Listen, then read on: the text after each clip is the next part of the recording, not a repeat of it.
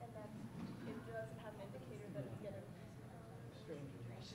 I know. awesome. Yes, ma'am.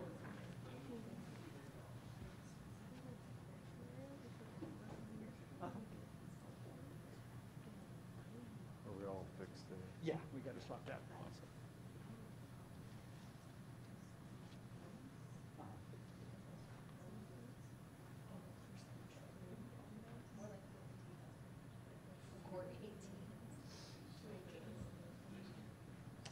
Make sure we get that labeled. Yeah, so we I have know it which one set it aside, is. so I'll make sure we do that.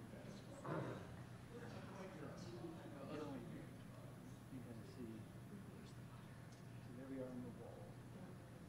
And then, so if you want to get closer to this, counterclockwise. So when someone says focus towards you,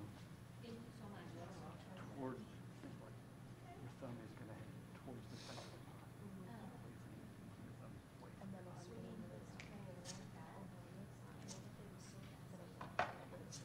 Your thumb is away from you.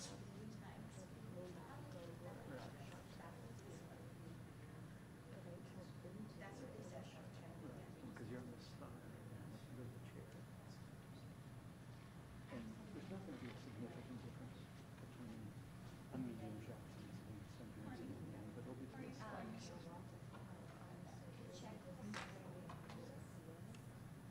And if you've got the time, zoom in all the way. If not, stop by.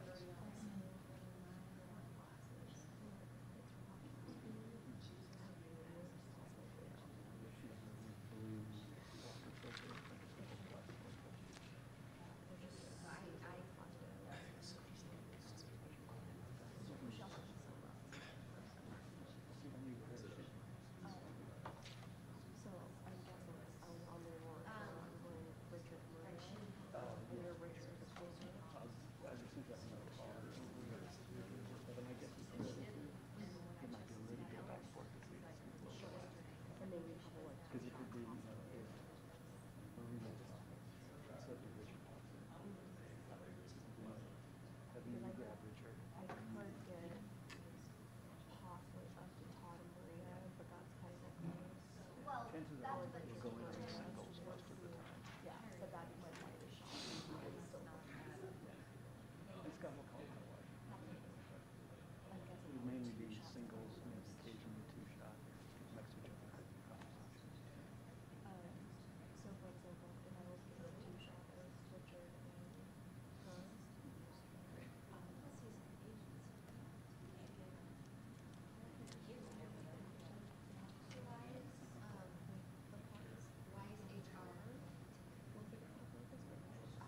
And generally speaking, I go to eyes. Sometimes during fucking showers at the field, it can be hairs out of other stuff. The eyes are really where you're looking. So try this.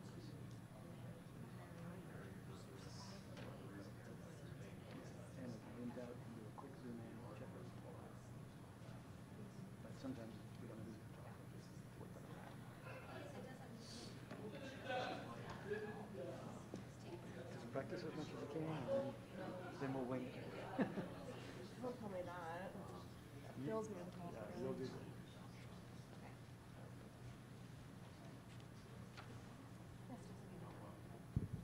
Let's zoom in on Lucinda a little bit more. Really, yeah. Bring it. Full screen. As long as we're counting you in skinny, that's all that matters. We had that filter on right now, so you're good.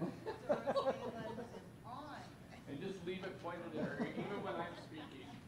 Because and run tape, because I want to see how she's responding to my comment. I'm sorry. No. You quit being a jerk. Is that what you're going to say to me? So I don't think this is next to this time. Who moved you? Sarah? Oh, she must have decided that we couldn't be trusted sitting together.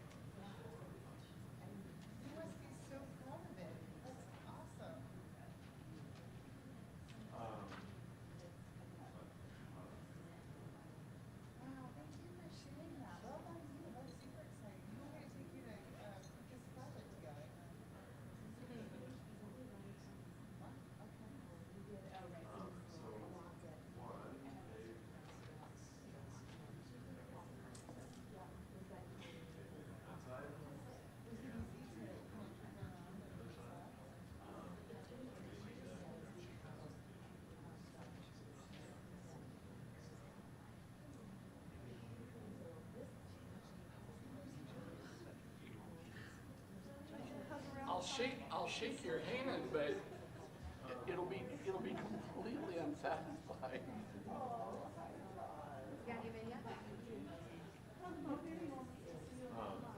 Well, ditto. Sorry about that. I'm just trying to, you know,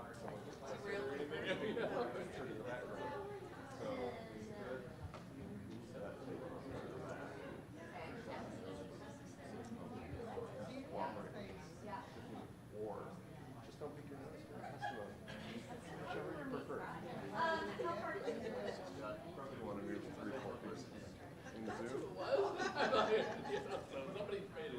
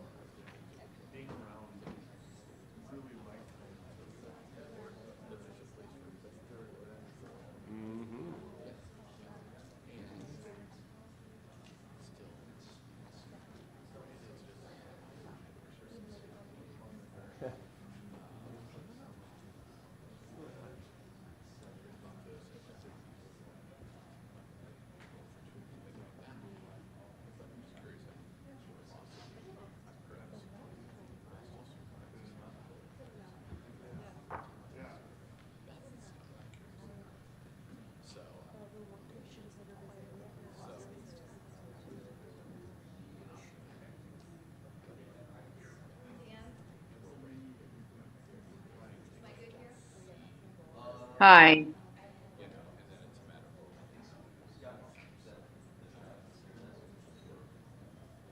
There you go.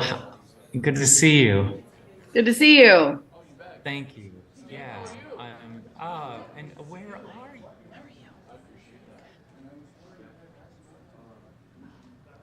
Yeah, the best bet is to give them to Sarah, and then she'll make sure that everybody gets them. That'll probably be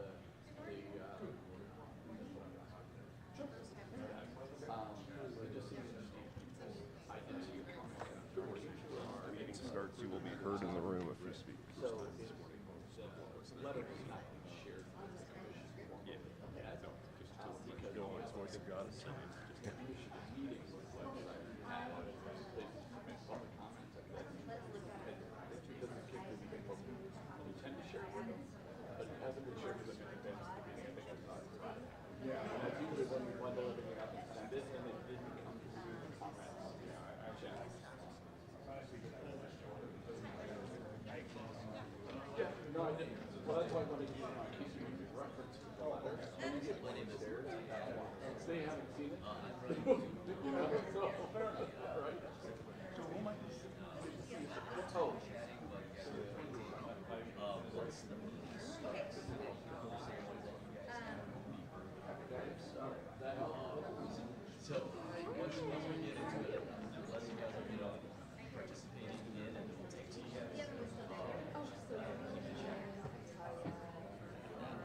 But until 9 o'clock.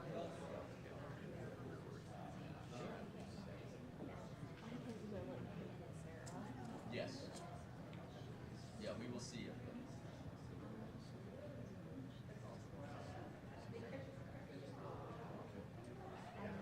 Yeah.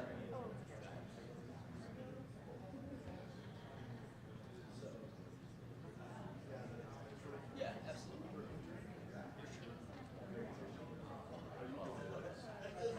Super good.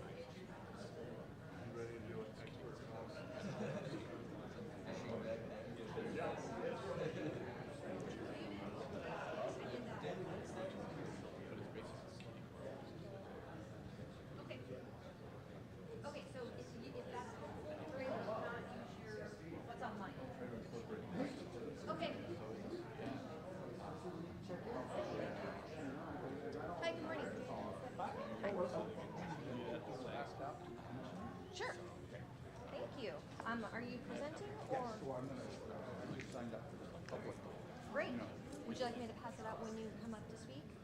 that'd be great. Okay. We'll Or you could just, Okay. just so long as I get them. Okay. All right, we'll do. Thank you.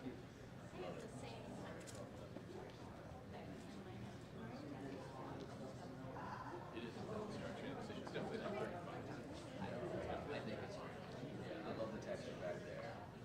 And the blurring background stuff definitely just knocks us. I think. Fun for me to watch you do it, not fun for you to do it.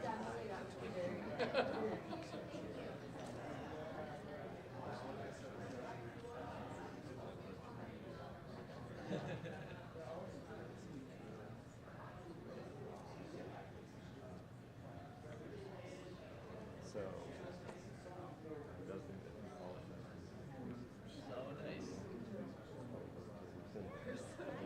And this. So, you still want.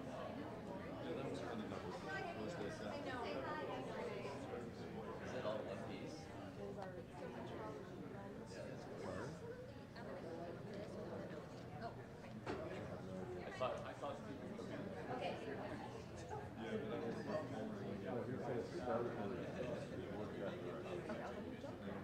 I'm gonna have to jump on this, but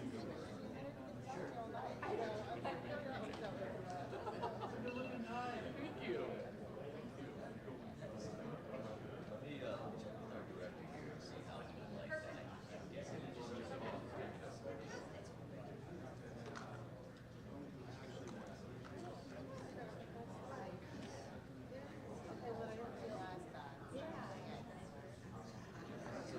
All you have to do is start speaking, and that's why microphones open, so once we get into these,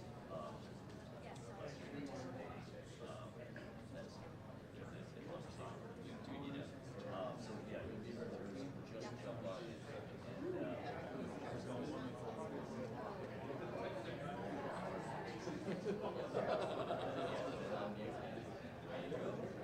we'll probably take Tia here, so you guys get to see yourself. Someday I'm gonna put Thanks, Dan. Can we cut the sound?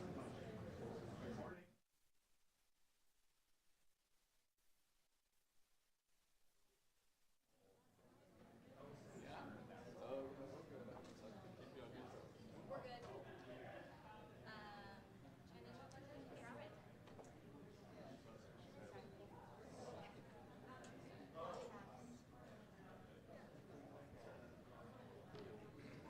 Chinese, what was it?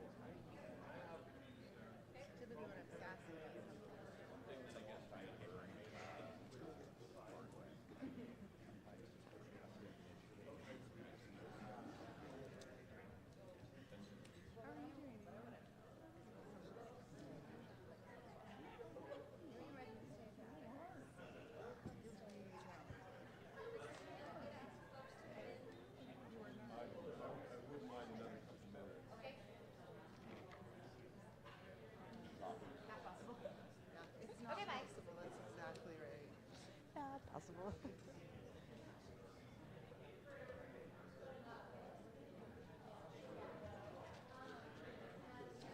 So we have the two most important folks on.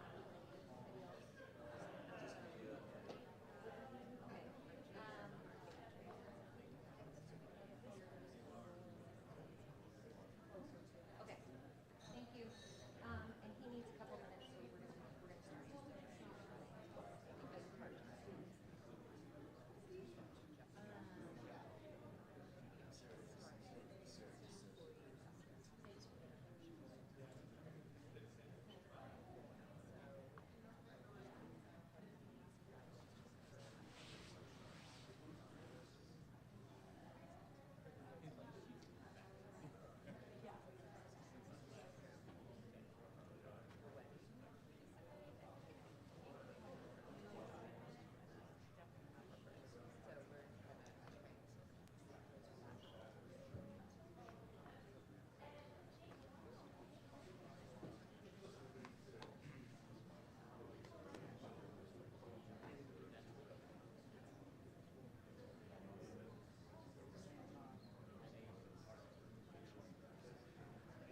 we can take our seats. We're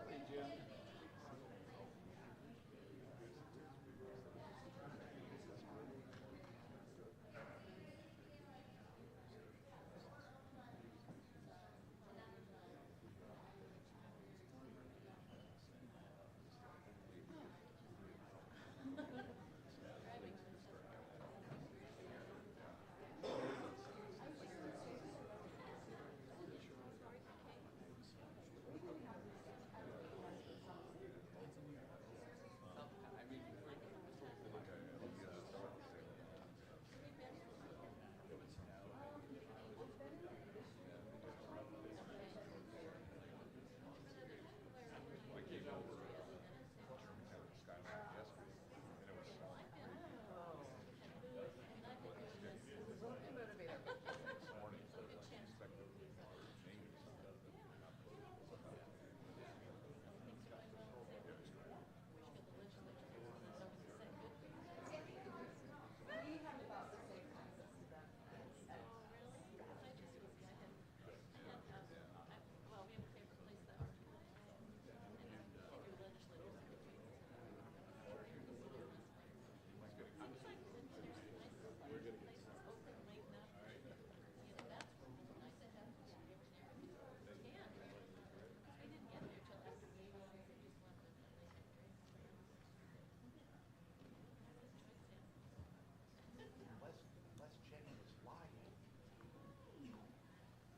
All right, it is, good morning all. It is 9 o'clock. We'll go ahead and call this meeting of the Oregon Tourism Commission to order. To everyone who has joined us here today in our state's capital, Salem, and to those joining the Travel Oregon through the Travel Oregon Industry YouTube channel, thank you for taking time to be with us. Today's meeting materials, including the agenda and supplemental materials, can be found on the Travel Oregon Industry website if you'd like to follow along. Commissioners, I would like to acknowledge that in holding a meeting today, we have met all public meeting notice requirements provided by state law. And now I'd like to ask commissioners to introduce themselves. Commissioners Shepard and Gemmels are joining us remotely, and we'll start with you, Mia. Good morning from the sunny Bahamas. I really do miss you all. Mia Shepard, home base is Maupin, Oregon. Welcome, or hello. Thank you, David. Good morning, commissioners, and good morning to those attending. I'm Commissioner David Grimmels, attending from Southern Oregon. I truly appreciate the accommodation to attend the meeting virtually, but as Commissioner Mia shared, it's really nice to be in person. So I know we're both sorry to have missed the reception and being in person today, but looking forward to participating in the program today with you virtually. Thank you. Great, thank you. Maria? Good morning, everybody. Maria Ponzi, AM Ponzi and Company.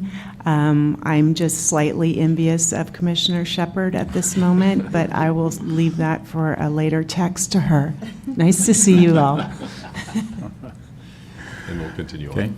Good morning. David Pendleton with American Sub Tours, and I just want to say thank you to our Vice Chair, Lucinda, for an incredible walk this morning along the waterfront. It's just so beautiful. Thanks, David. Lucinda DeNovo, Sales Director at the Mill Casino Hotel, owned by the Coquille Indian Tribe. I had a lovely walk this morning, but I also wanted to thank the Oregon Restaurant and Lodging Association for a lovely reception last night, and the owners of the Cozy Cabanera. I hope I'm saying that correctly. It was a great dinner, so thank you for your hospitality. And Commissioner Youngblood. Good morning. Scott Youngblood with Benchmark Hotels, the luxury and lifestyle division of Pyramid Global Hospitality. I get to operate 4 beautiful hotels in downtown Portland. I am also the newest member of the Oregon Restaurant and Lodging Association Board of Directors as of yesterday, and couldn't be happier to be here with all of you. Good morning. I'm Erin Stevenson from McMinnville, Oregon, just a stone's throw away. I am part of the Atticus Hotel and 3rd Street Flats team, small boutique lodging company based in McMinnville. And it's great to spend some time in Salem. We appreciate the hospitality. And I am Greg Willits from amazing Sisters, Oregon. And I say amazing because it was confirmed last night that I live in one of the greatest towns in Oregon. I want to compliment the town of Salem for setting up a walking path to this restaurant yesterday in a back alley with trash service, and it was what I would call romantic. It was beautiful with the overhead veranda and listeria. Great job there. And I own and operate Five Pine Lodge in Sisters, Oregon. Thank you for having us. And good morning, everybody. I'm Todd Davidson with Travel Oregon. I'll add my good morning. I'm Richard Boyles, president of Merite Hotel Management Group. I'm currently serving as chair of the Oregon Tourism Commission. I'd like to say it's great to be here in Salem today, and I'd like to express the Commission's appreciation to Jason Brandt, Greg Astley, and the team at Orla for putting together another highly successful day at the Capitol and yesterday's legislative reception. These events provide a great opportunity for the industry to engage with legislators on topics important to our industry and to connect with the industry colleagues as well. So thank you, Orla. Is anybody from Orla in the room? Well, all right. I will make sure that they do hear of that appreciation. Commissioners, I saw a news article earlier this week that led me to think about a commission meeting on the southern Oregon coast prior to COVID. As I recall, commissioners had the opportunity to walk a short portion of the 382-mile-long Oregon Coast Trail. We experienced firsthand that to travel some sections of the trail requires a walk along Highway 101 or other busy roads close to traffic. I was pleased to read earlier this week of House Bill 2191 and Senate Bill 679, each of which proposed to appropriate $1 million or more from the general fund for the purpose of closing those gaps. ACVA and others have championed the completion of the Oregon Coast Trail for some years as part of their visitation strategy, and I'm hopeful that additional funding toward the completion of this valuable tourism asset is on the horizon. And being here in Salem, and while the legislature is in session, there is a lot going on. So, all right. With that, we do have a full agenda today. Commissioners, do you have anything further to add at this time? If not, great, we'll get started.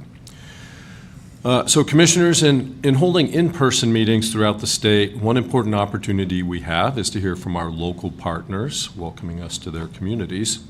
And so it is my pleasure to ask Angie Onowuchi, CEO of Travel Salem, and Danielle Tahama, Willamette Valley Visitors Association Executive Director, to join us for a local welcome. Angie, Danielle, good morning.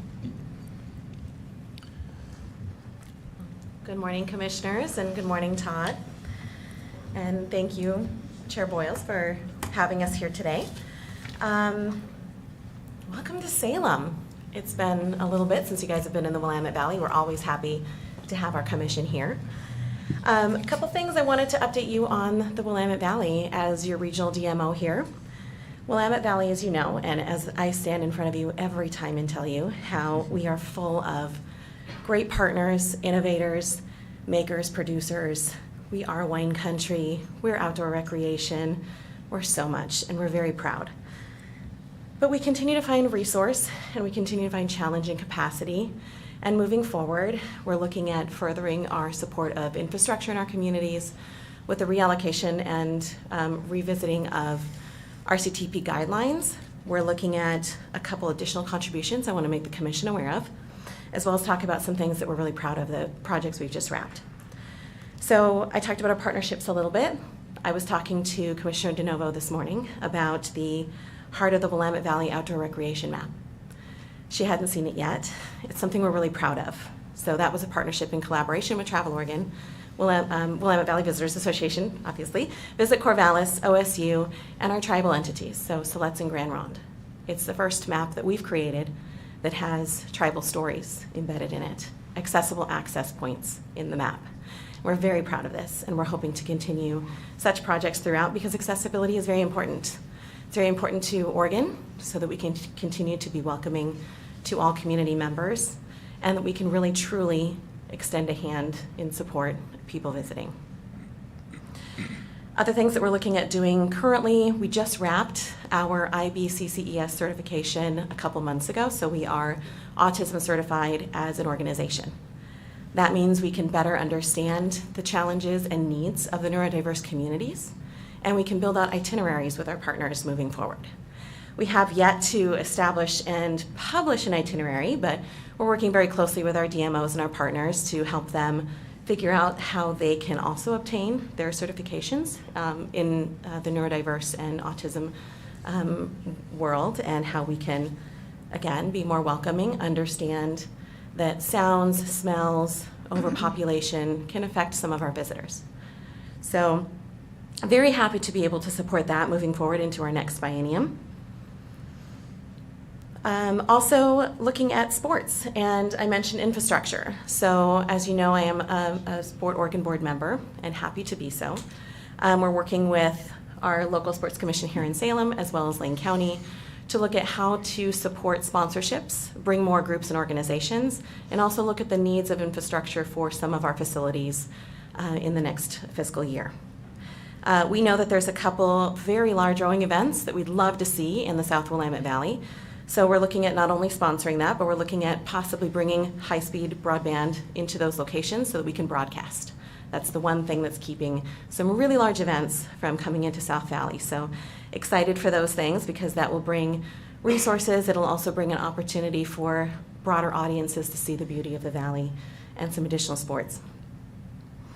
And lastly, looking at continuing to support our DMOs with their marketing, with their sales abroad, global sales, and infrastructure there, as well as capacity, convening meetings, and continuing to see where we can lift. And again, thank you for being in the most Oregon part of Oregon, here in Salem. I'm going to turn it over to Angie for additional update. Good morning, Chair Boyles, Commissioners, Travel Oregon, staff, and all our guests. Thank you and welcome to the beautiful and bountiful heart of the Willamette Valley. Also a place we lovingly call the most Oregon part of Oregon. I love every corner of this great state, and I admire the work you do to serve as tourism ambassadors and leaders, helping build a strong and competitive industry. We thank you for your service. I'm delighted to share a few highlights about Salem and the Mid-Willamette Valley. It's a wonderful moment in time that has been in years in the making as we celebrate some wins and some industry firsts. On the sports side of things, picking up on what Danielle said, We are only a few short weeks out from the 3rd annual Willamette Valley Open Pickleball Tournament. Pickleball is the fastest growing sport in America, and Travel Sam's plan is to build the largest pickleball tournament on the West Coast. We are well on our way. The first year we had about 100 athletes. Last year we had 315. And this year we've sold out already with 465. The tournament will continue to grow using multiple venues, including the world-class new pickleball facility at Illahee Country Club. And our events attract competitors from 16 states, including many pro athletes. Excuse me. We hire our own tournament director and work with local clubs to provide equipment and volunteers to put on one heck of an event. The Willamette Valley Open also generates significant revenue that we pour back into valuable programming as we look to diversify our revenue streams. This coming July, we'll host our 3rd Ironman 70.3 Oregon event, generating a whopping $10+ million in economic impact for local businesses. Elite athletes come from all 50 states and across the world to compete in Oregon's first Ironman. Ironman 70.3 Oregon is one of only 3 sold-out Ironman events in North America, and it is now one of the largest Ironman events in their global portfolio. We are preparing to lock in another 5 years with Ironman as we speak, with our partners, Sport Oregon, Travel Oregon, the Willamette Valley Visitors Association. We want to thank them for your support. Without your support and partnership, we could not have done this event together. So we're looking to capture more incredible opportunities like this in Oregon and the Pacific Northwest. We are in the process of bringing commercial air service back to Salem. I have been working with a small group of dedicated folks for the past 5 years to make this possibility a reality. In 2008, we had Delta service to Salt Lake City. According to Delta, we were the most successful small market launch they had ever had. And they were preparing to add service to Seattle when the recession hit, and the price per barrel reached, I think, $145 per barrel. And they pulled out of our market. They pulled out of many regional markets across the country.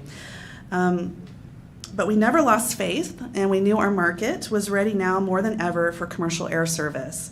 Salem is the largest metropolitan city in the country and the only capital city in the country without commercial air service. So we stand ready to seize this opportunity. Securing service will be like dropping a Fortune 500 company right in the middle of our community. Pure jet fuel for job creation and diversified, healthy economy. We are working with the City of Salem to ready our port for our #1 airline, and I'm happy to announce that exciting news is coming very shortly. Travel Salem is developing a Salem Underground tour to let visitors experience 19th century history in the glamorous underworld that was filled with gold bullion vaults and a grand ballroom, as well as the seedier side of things like heroin dens and red light districts, all underground. Really cool stuff. I want to thank Travel Oregon for your support in helping fund this unique destination development opportunity. The destination development work continues with important restoration and re-envisioning that's happening in the region around resilient headwaters.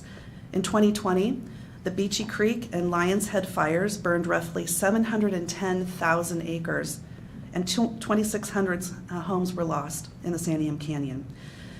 Resilient headwaters will help communities throughout the canyon recover from the fires by producing a regional suite of recreational assets that support local businesses, provide jobs, and help reopen access to natural wonders that have brought people to the Santiam Canyon for generations. The Resilient Headwaters Initiative was created by a few mountain bikers, including Dino Venti, Gabe Tiller, and a few others, and is led by a team of Santiam Canyon residents, local business owners, tourism industry professionals, and land managers.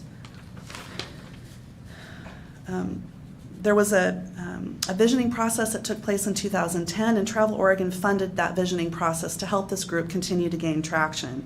The trail systems created throughout Resilient Headwaters efforts will be designed in coordination with land managers and local community. We are in, it's going to be a 15-year plan. We're in a phase 1, so we have a little ways to go, but we want to thank our partners for their support. Downtown Salem is going through a renaissance of its own as well. The new Hilton Tapestry is set to open in March, just kitty corner from the convention center here. We have the old Nordstrom location that is becoming mixed use and retail. The same is happening at the Old Union Gospel Mission site, which is just this side of the bridge. So these projects are poised to bring new level of vibrancy to the downtown core. And to add to this vibrancy, Travel Salem is hoping to contribute on our own part to that with our new headquarters location on Center Street. The pandemic tore this industry apart, but in doing so, it also brought us closer together. Oftentimes, I believe crises shed light on opportunities. And I think just like communities across this great state and across our country, the tourism sector really galvanized. We came together, and you know, I'm not unlike anybody else sitting at the table today. We lost more than 85% of our revenue overnight. We were looking at having to close our doors, and through some unique partnerships and opportunities that surfaced, we were able to keep trucking along. We had to prove our value because people are like, you can't market anymore, so what's your value as a DMO? So we had to change our focus. We focused more on residents, all of those wonderful things that many of our partners did across the state. But one of the opportunities was, well, if we're paying X amount of dollars every month in rent, and it was the second largest next to staff expense in our budget, how can I impact that? So instead of us paying rent, we looked at shifting those dollars to owning our own facility. We'll be retiring that debt in a short 15 years, and at that point, those resources will now be put into programming. So it's a really smart fiduciary move on our part, but the location itself in the heart of downtown will provide a lot of opportunities. It sits on 3/4 of an acre, so we'll be using our parking lot kind of like as a living room to the community, having movies out there and trade shows and music festivals and all kinds of things, and we have a drive-through. So we'll be doing drive-through visitor information, and I am in the process of becoming ordained online, so I can do weddings through the drive-through, and the staff will be just all decked out. We're going to have a lot of fun with it. So you can do it in Vegas, you can do it in Salem, and we're going to rock that whole thing. So we're really excited about it, but I really want to thank you all for what you do in your day jobs, creating an amazing, amazing Oregon experience, and for your volunteer service on the commission to help show us the way and envision what Oregon can really be. So we're here as your partners and your servants too, and thank you so much for coming to Salem today, and I'd be happy to answer any questions, but thank you again. Commissioners, questions? I just want to say thank you for your passion and all the good work that you're doing. It really shows that you care. I'm ordained, so if you need me to hang out, I can do some weddings with you. But truly, thank you for your passion. And Danielle, I'm always inspired by the work that you do, and I want to bring this back home and figure out a way how we can do it. But to be able to make this map and show the accessibility locations and to tell the story of the tribes, which makes walking those lands so much more significant. Well done, you. So thank you. Thank you. I will correct you, though, Lucinda, Katie, and Jesse led that primarily, so okay. Thank you very much. But I have a fabulous team. It is not just me. Duly noted. Thank you. I have one question. First of all, I know where to come when I'm ready to renew my vows. But you mentioned the airline service. What's the projected date? I think we're going to be announcing in the next 30 days, with flights starting within 90 days. So it's a very quick turnaround. The airline industry is so incredibly competitive. It's something that I've had to learn over the last 5 years, how to navigate that, what their triggers are. They're changing so dramatically, constantly, their strategies and markets they're going into. But you know what's an exciting thing about it, and I just want to share this, Oregon is all about sustainability and green and, the wild wonders and the Wild West still that lives out here. And we have conversations in our community about the sustainability of air service, because there's a lot of folks that are concerned about the emissions, the carbon footprint and all that. But the airline industry is really revolutionizing and trying to stay at the forefront of electric and green and biofuels and all this great stuff. And Salem actually is ready to be the first airport in the state that has electric charging stations here. So we're trying to get ready for what's coming, and the aircraft that would be flying out of here are the new aircraft that are quieter, greener, fuel efficient, and we hope to eventually have some electric planes in here too. So I'm really excited about the announcement, and yeah, I'll leave it there. Hope you guys will fly out of Salem sometime. Plan on it. I do, with permission, Chair Boyles, I'd like one go back. I have one go back. Certainly. One thing that I failed to mention, because it was my mistake. I didn't realize I was helping Angie welcome this morning, so this is totally off the cuff, and I forgot one big component. She mentioned sustainability, and I do want to let the commission know that by next month we will have our white paper published on the regenerative practices in the Willamette Valley. So the wrapping of nearly an 18-month program with our partners. Right now it sits at 48 pages unbranded, so it is a massive beast of a document, and we will have a more digestible dashboard available. But my team and I and our communities who helped, including Travel Salem as a DMO that sat on that group, Scott Bricker, there were several people from Travel Oregon as well. We're very proud of this, and we're really looking forward to it launching. So I want to go back. Thank you. Well, thank you both for those remarks. It's wonderful to hear of all of the exciting stuff going on, and just the sheer volume of it as well, and the potential impact. So thanks so much for bringing us up to date. Appreciate that.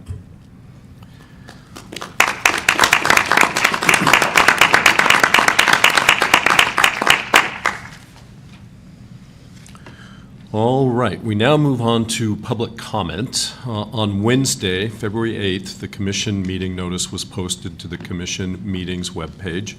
Notice was sent through our industry communications, and the meeting materials, including the agenda, financials, a strategic plan progress report, and a link to this live stream were posted. This opportunity for comment is an invitation to our partners to provide us with information, updates, and constructive thoughts regarding Oregon's travel and tourism industry. I'd like to remind our stakeholders, partners, and the public that a comment form lives continually on our industry meetings webpage should you like the opportunity to provide us with your thoughts and insights. We had 4 comments submitted ahead of this meeting, which have been distributed to staff and the commission. Today, with this meeting being in person, we have the opportunity for attendees to sign up in person to speak with us. And we do have, it looks like 3 who have signed up. So we will start with Steve Kiesling, City of Gold Hill Parks. Steve?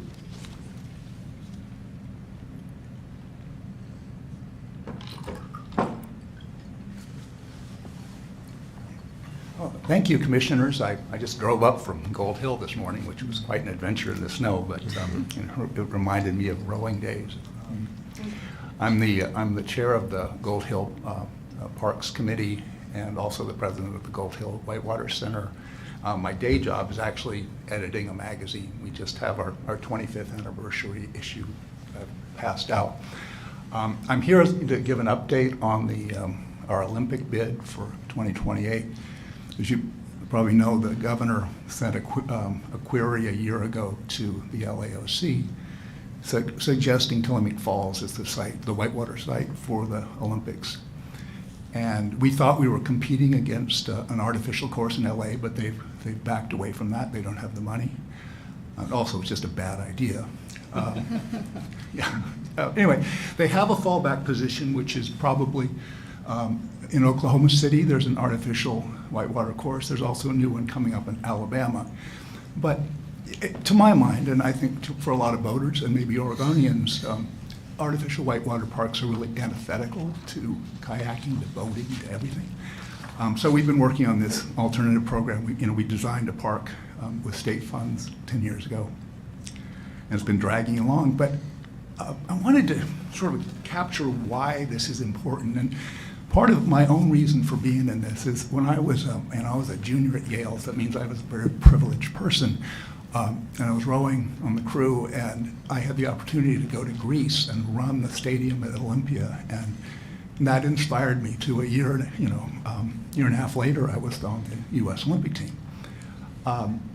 And that was an extraordinary experience for me, but also it's about the place. I mean, a place transforms people. So if you have an Olympic course, it's a really big deal.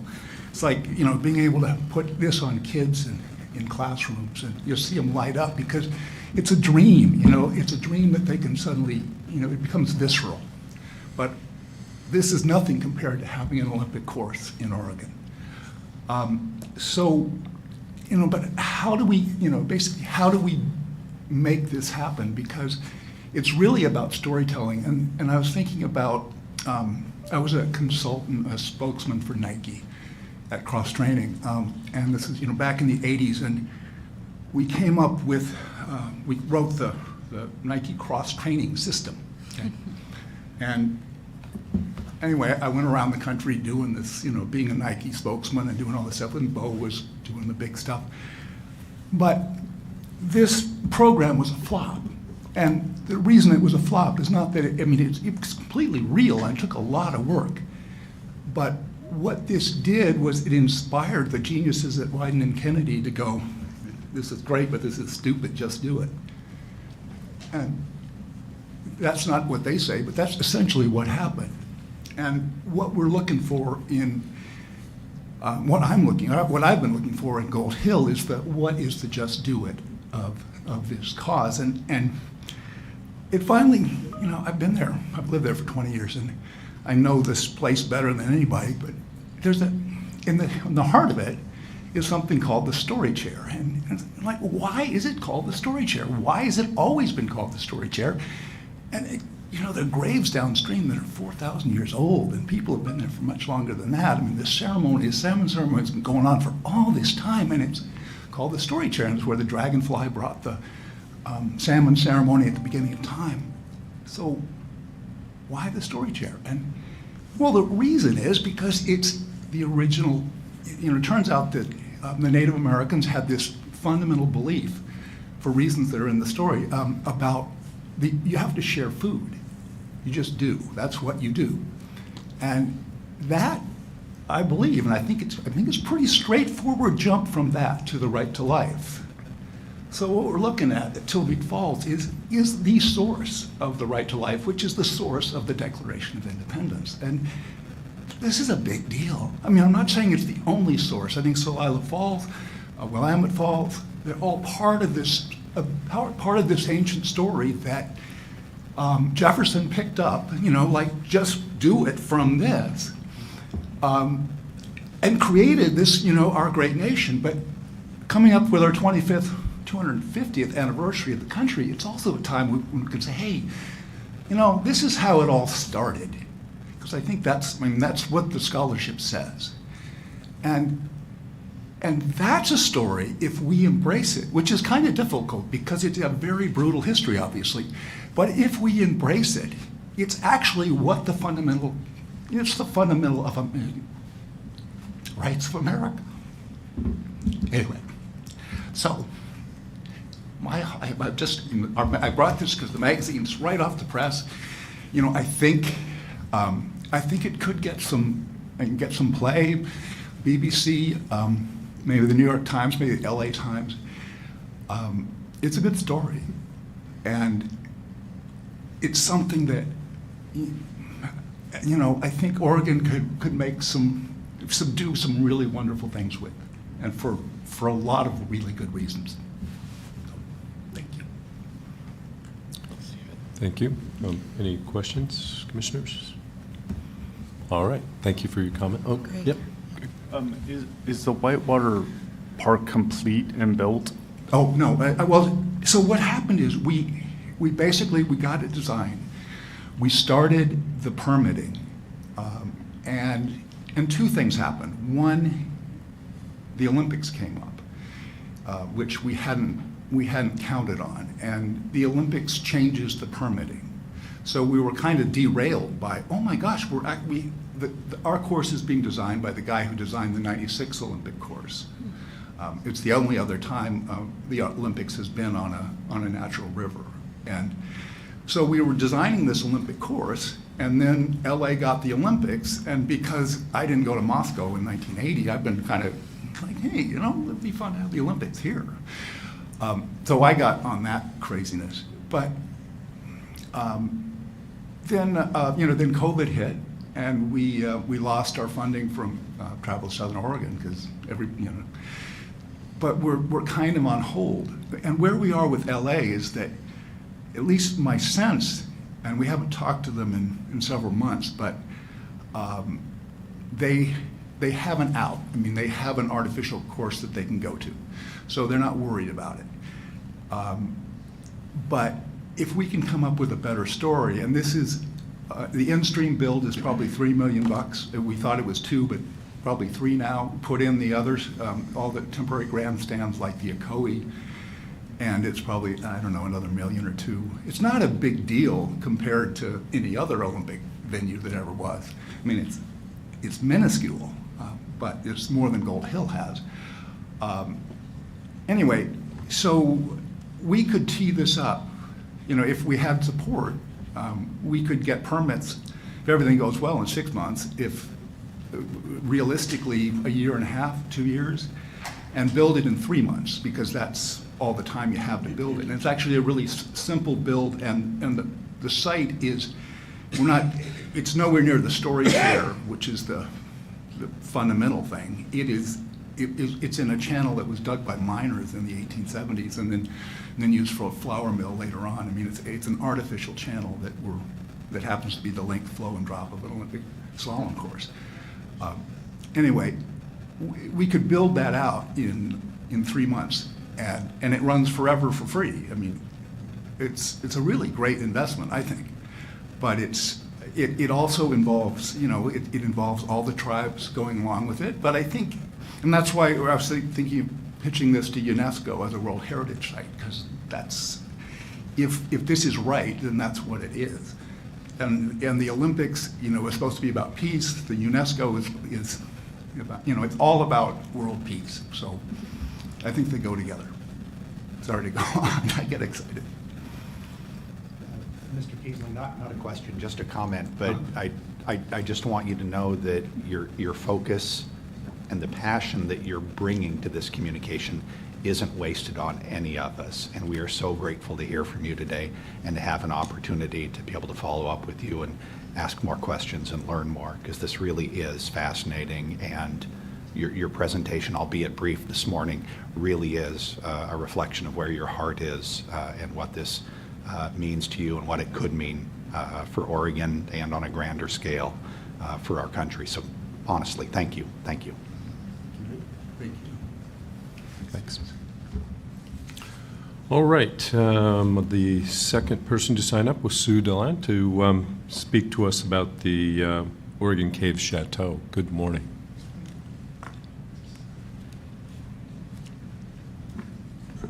Good morning, Commissioners. I wish I were here to tell you that you could have a room at the Oregon Caves this season, but that's not the case. So I'll give a quick overview of those of you who are new commissioners. I've been coming here for years, sharing with you the wonders of the Oregon Caves National Monument and Preserve, which is located in rural Josephine County. It is the largest economic value to that region, and I think to the entire Southern Oregon area. We do know that it brings about $5 million into the region because the closest airport is in Medford, which is 2 hours away. So it's not just for Cave Junction, but it's for the whole area. I represent the Friends of the Oregon Caves and Chateau. And we are the Wild West, I guess. Somebody said that earlier. I think we are. The pandemic was crazy there. We didn't have any cave tours.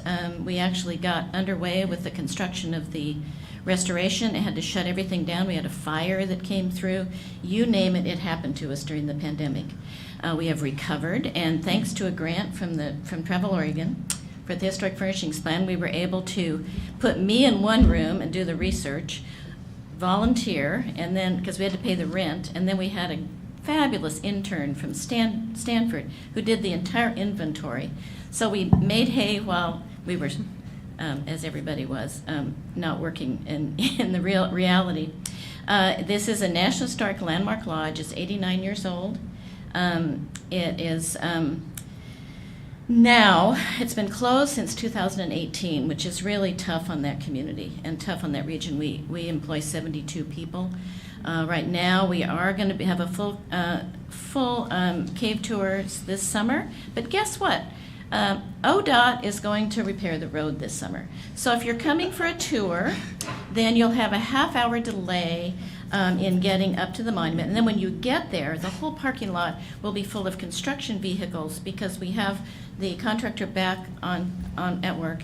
And so you'll have to take a little hike around to get actually to take the cave tour. But please come. So I just want to really say thank you today. Like I said, the grant that you gave us was a total turning point. We now have the historic furnishing plan complete, which was required by the Park Service for us to move forward and touch the building. We were successful in removing 8 of the historic doors with the help of the Oregon Heritage Commission, and we restored those beautifully, and now we've got a grant into the Cultural Advocacy Coalition to restore the remaining 97 doors, and at $450,000, you can't believe it, but they also paid for the balconies. So I want to let you know that many people are supporting this project. Again, the Friends are responsible for the historic character. Park Service has brought $9 million to the table, and with the latest turn of needing seismic and stabilization work for the foundation, they will probably double that and bring possibly another 18 to 20 million to the table. So this is really a huge Oregon asset. I mean, I know we're far from Salem, but it's very important. And then we also have support from Travel Southern Oregon. We just received an editorial. I believe that you received a copy of it. I hope you did. And also, if you look at the sheet that I gave you on the back, it just shows, if you haven't been to the lodge, it shows some of the work that we're doing, and then our website, you can go there.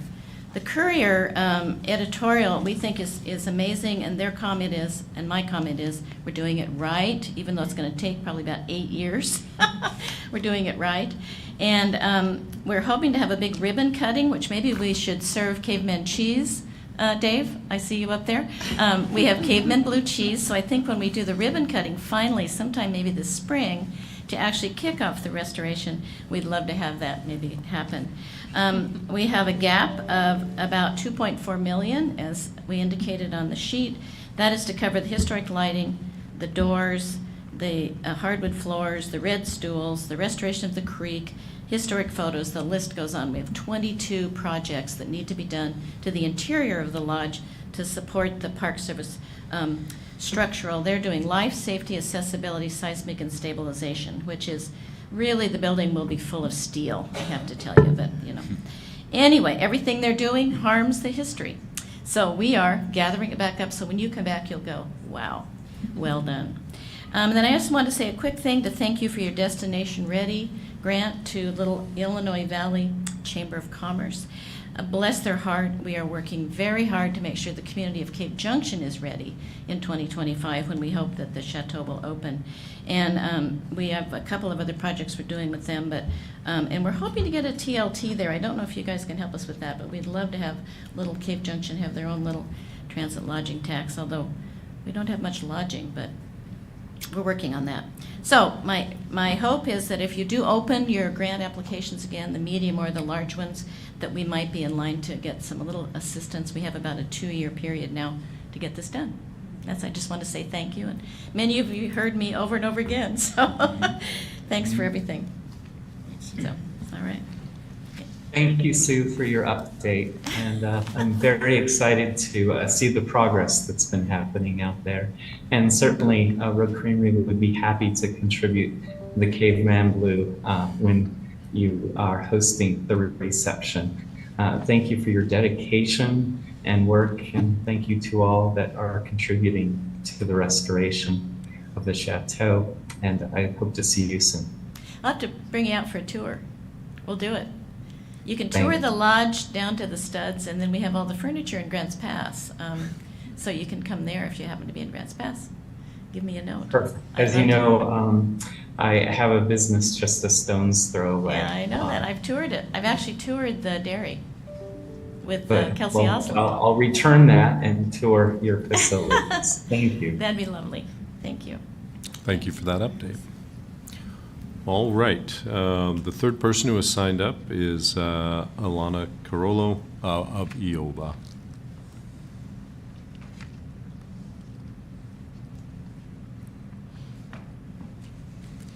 Good morning, Commissioners and Todd. And sorry, Chair Boyles, to correct you, but it is Elena Carollo. Thank I know you. It's confusing with Alana Houston as well, so at least we're not in the same room today, so it makes it extra confusing. If you just find different ways to spell it. I tell the story, sorry. My dad's name is Alan, and we threw an A on it, and that's where the spelling comes from, but it doesn't Thank help you. me how to say my name, but anyway. Thank you so much for having me, for the opportunity to come before you today to speak in favor of raising the minimum RCTP funding levels. EOVA, we strongly support the new direction that Travel Oregon's 10-year strategic vision, and we believe that the focus on equity, prosperity, and stewardship will lead to better outcomes and sustainability for our industry. We also commend Travel Oregon staff and commissioners for recognizing that we must grow our relationships with our residents, the industry, and visitors in order to meaningfully enact this vision. The work of our industry has always been relationship-based. However, with these new visionary goals of working beyond our sector to achieve broader community outcomes, relationships are more important than ever before. Relationships are built on trust and rapport, which has been a key focus of our outreach and advocacy work these past couple of years. Being able to meet stakeholders in person, in their place of business or community, is impactful and purposeful. At EOVA, we have seen firsthand the power of added capacity to our team. Our RDMO serves 11 counties and 2 federally recognized tribes, and when I joined the organization in May of 2019, we operated as a staff of 1. In 2020, we were able to add capacity through the Rare AmeriCorps program, which greatly subsidizes staff capacity with significant outcomes and deliverables. 2020 also brought the emergency response guidelines, and through additional COVID-related funding, we were able to hire additional staff in addition to a second Rare placement this past year. While we are proud of the way we have strategically leveraged these programs, we recognize that these are temporary short-term solutions. We have seen the exponential impact we can have with more members on our team. With the added capacity through increased funding, we have been able to host more in-person events, deliver a higher level of service, better leverage Travel Oregon's programs like the Otis program. Very proud we've been getting lots of listings in. And those that don't know the Otis acronym, it's Oregon Tourism Information Systems. And just a side note on that, it's been a focus for us because our consumer website is also integrated with the Otis system, so really streamlining those efficiencies has been exciting. We've also had the bandwidth to implement our own regionally specific programs, like our regional grant program, which has been a great outreach tool for us and something we're looking forward to getting out this fall. We've also been able to increase funding to our region by providing more grant writing assistance. And most importantly, we're communicating with our stakeholders more frequently and on a deeper level. And that's just to name a few. As we tackle the challenges and opportunities facing our communities and our industry, we must have a stable funding source to hire and retain staff. Delivering Travel Oregon's 10-year strategic vision will involve building new relationships and deepening existing ones, which is only possible with additional staff capacity. With that, we strongly support raising the minimum RCT funding levels that's on the agenda today. So, any questions? I'm happy to answer. All right. All right. Thanks so much. Thanks for your update and your energy. Happy to be here. All right. Are there any other signups? Okay. All right. Very good. Then we will move on to commission business, including review of our commission packets. I'd like to confirm that everyone has received and had a chance to review their commission packet, including the financial statements. Yes. All right. Thank you for the affirmation. So with that, I'd like to thank Commissioner DeNovo for reviewing the financials with me, Commissioner Willits, Todd, and Kathleen prior to this meeting. Lucinda, would you like to provide the commission with an update? Thank you, Chair Boyles. We met and reviewed the financials, including the financials for fiscal year to date 2023, which were included in our commission materials and have been posted to the industry website. Looking at the current fiscal year to date for Q3, we have received $31.7 million in transient lodging tax dollars, or 83.5% of the current budget, $38 million, amended December 2022. Normally, we would be at 76% of budget at this time, and we are on pace with the amended budget. Year-over-year increase in transient lodging tax dollars is up 17% compared to the same time in fiscal year 2022.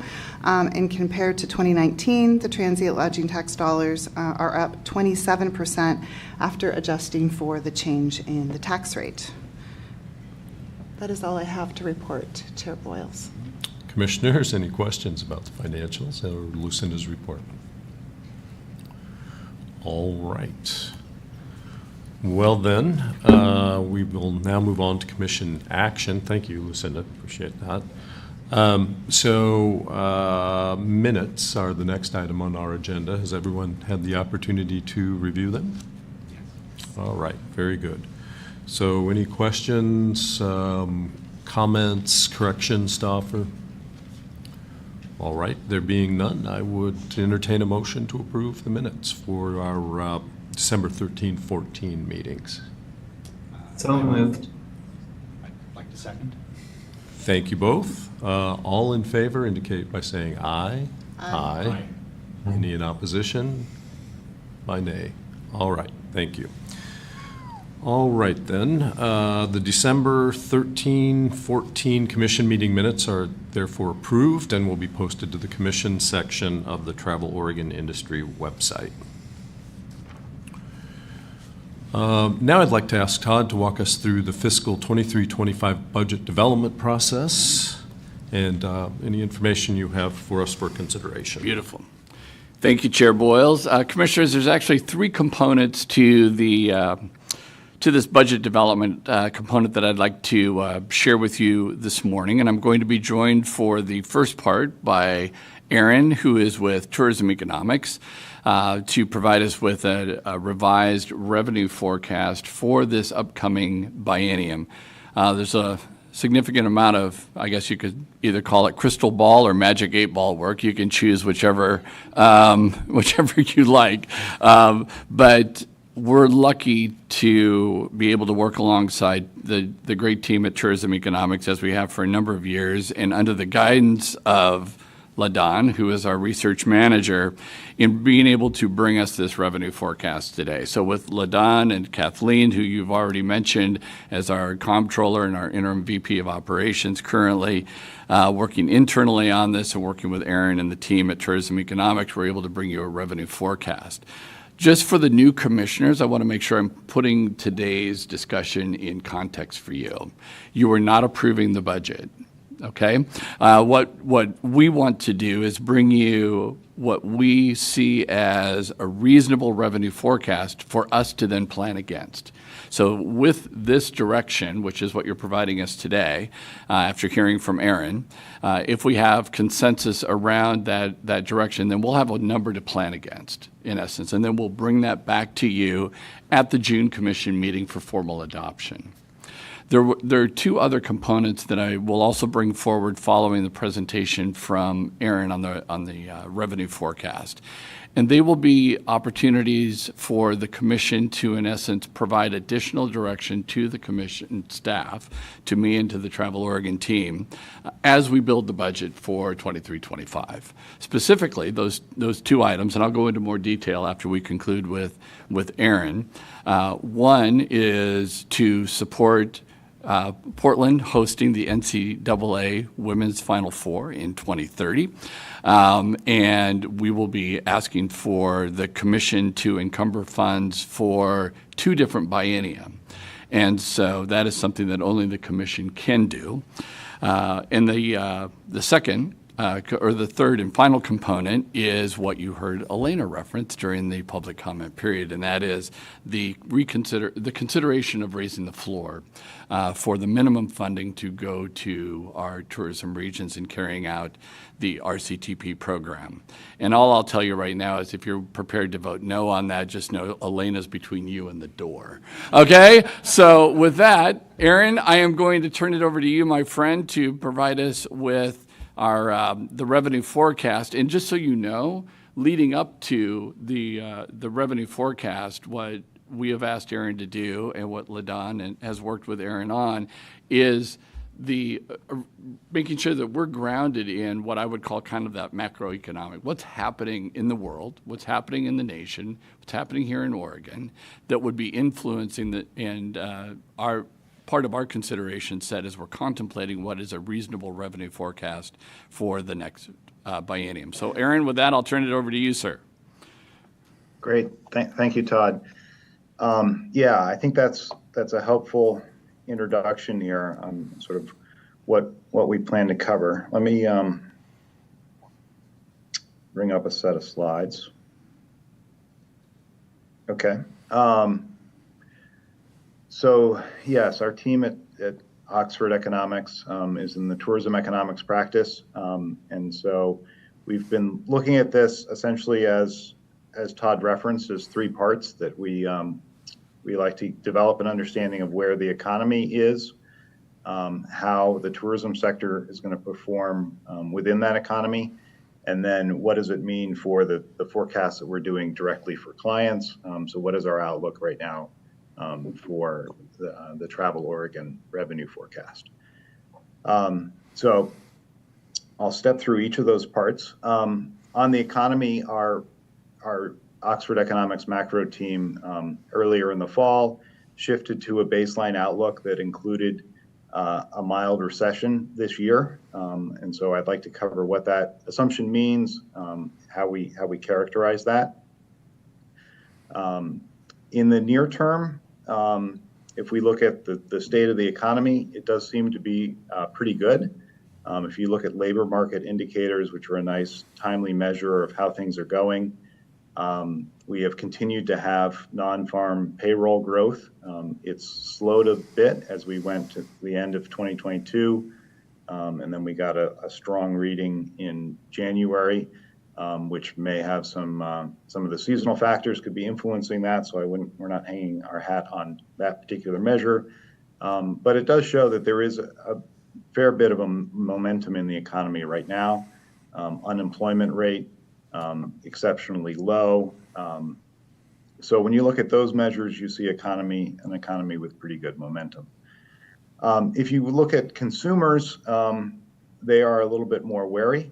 And so this is two measures of consumer sentiment and confidence. The sentiment index picks up more about how consumers are getting impacted by high inflation right now. And so that reading is particularly weak.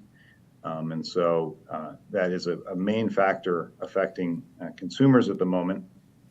Has been this steep bout of inflation following the reopening of the economy, a lot of supply chain issues, a lot of issues rehiring workers, and just the driving costs there that are faster than anticipated.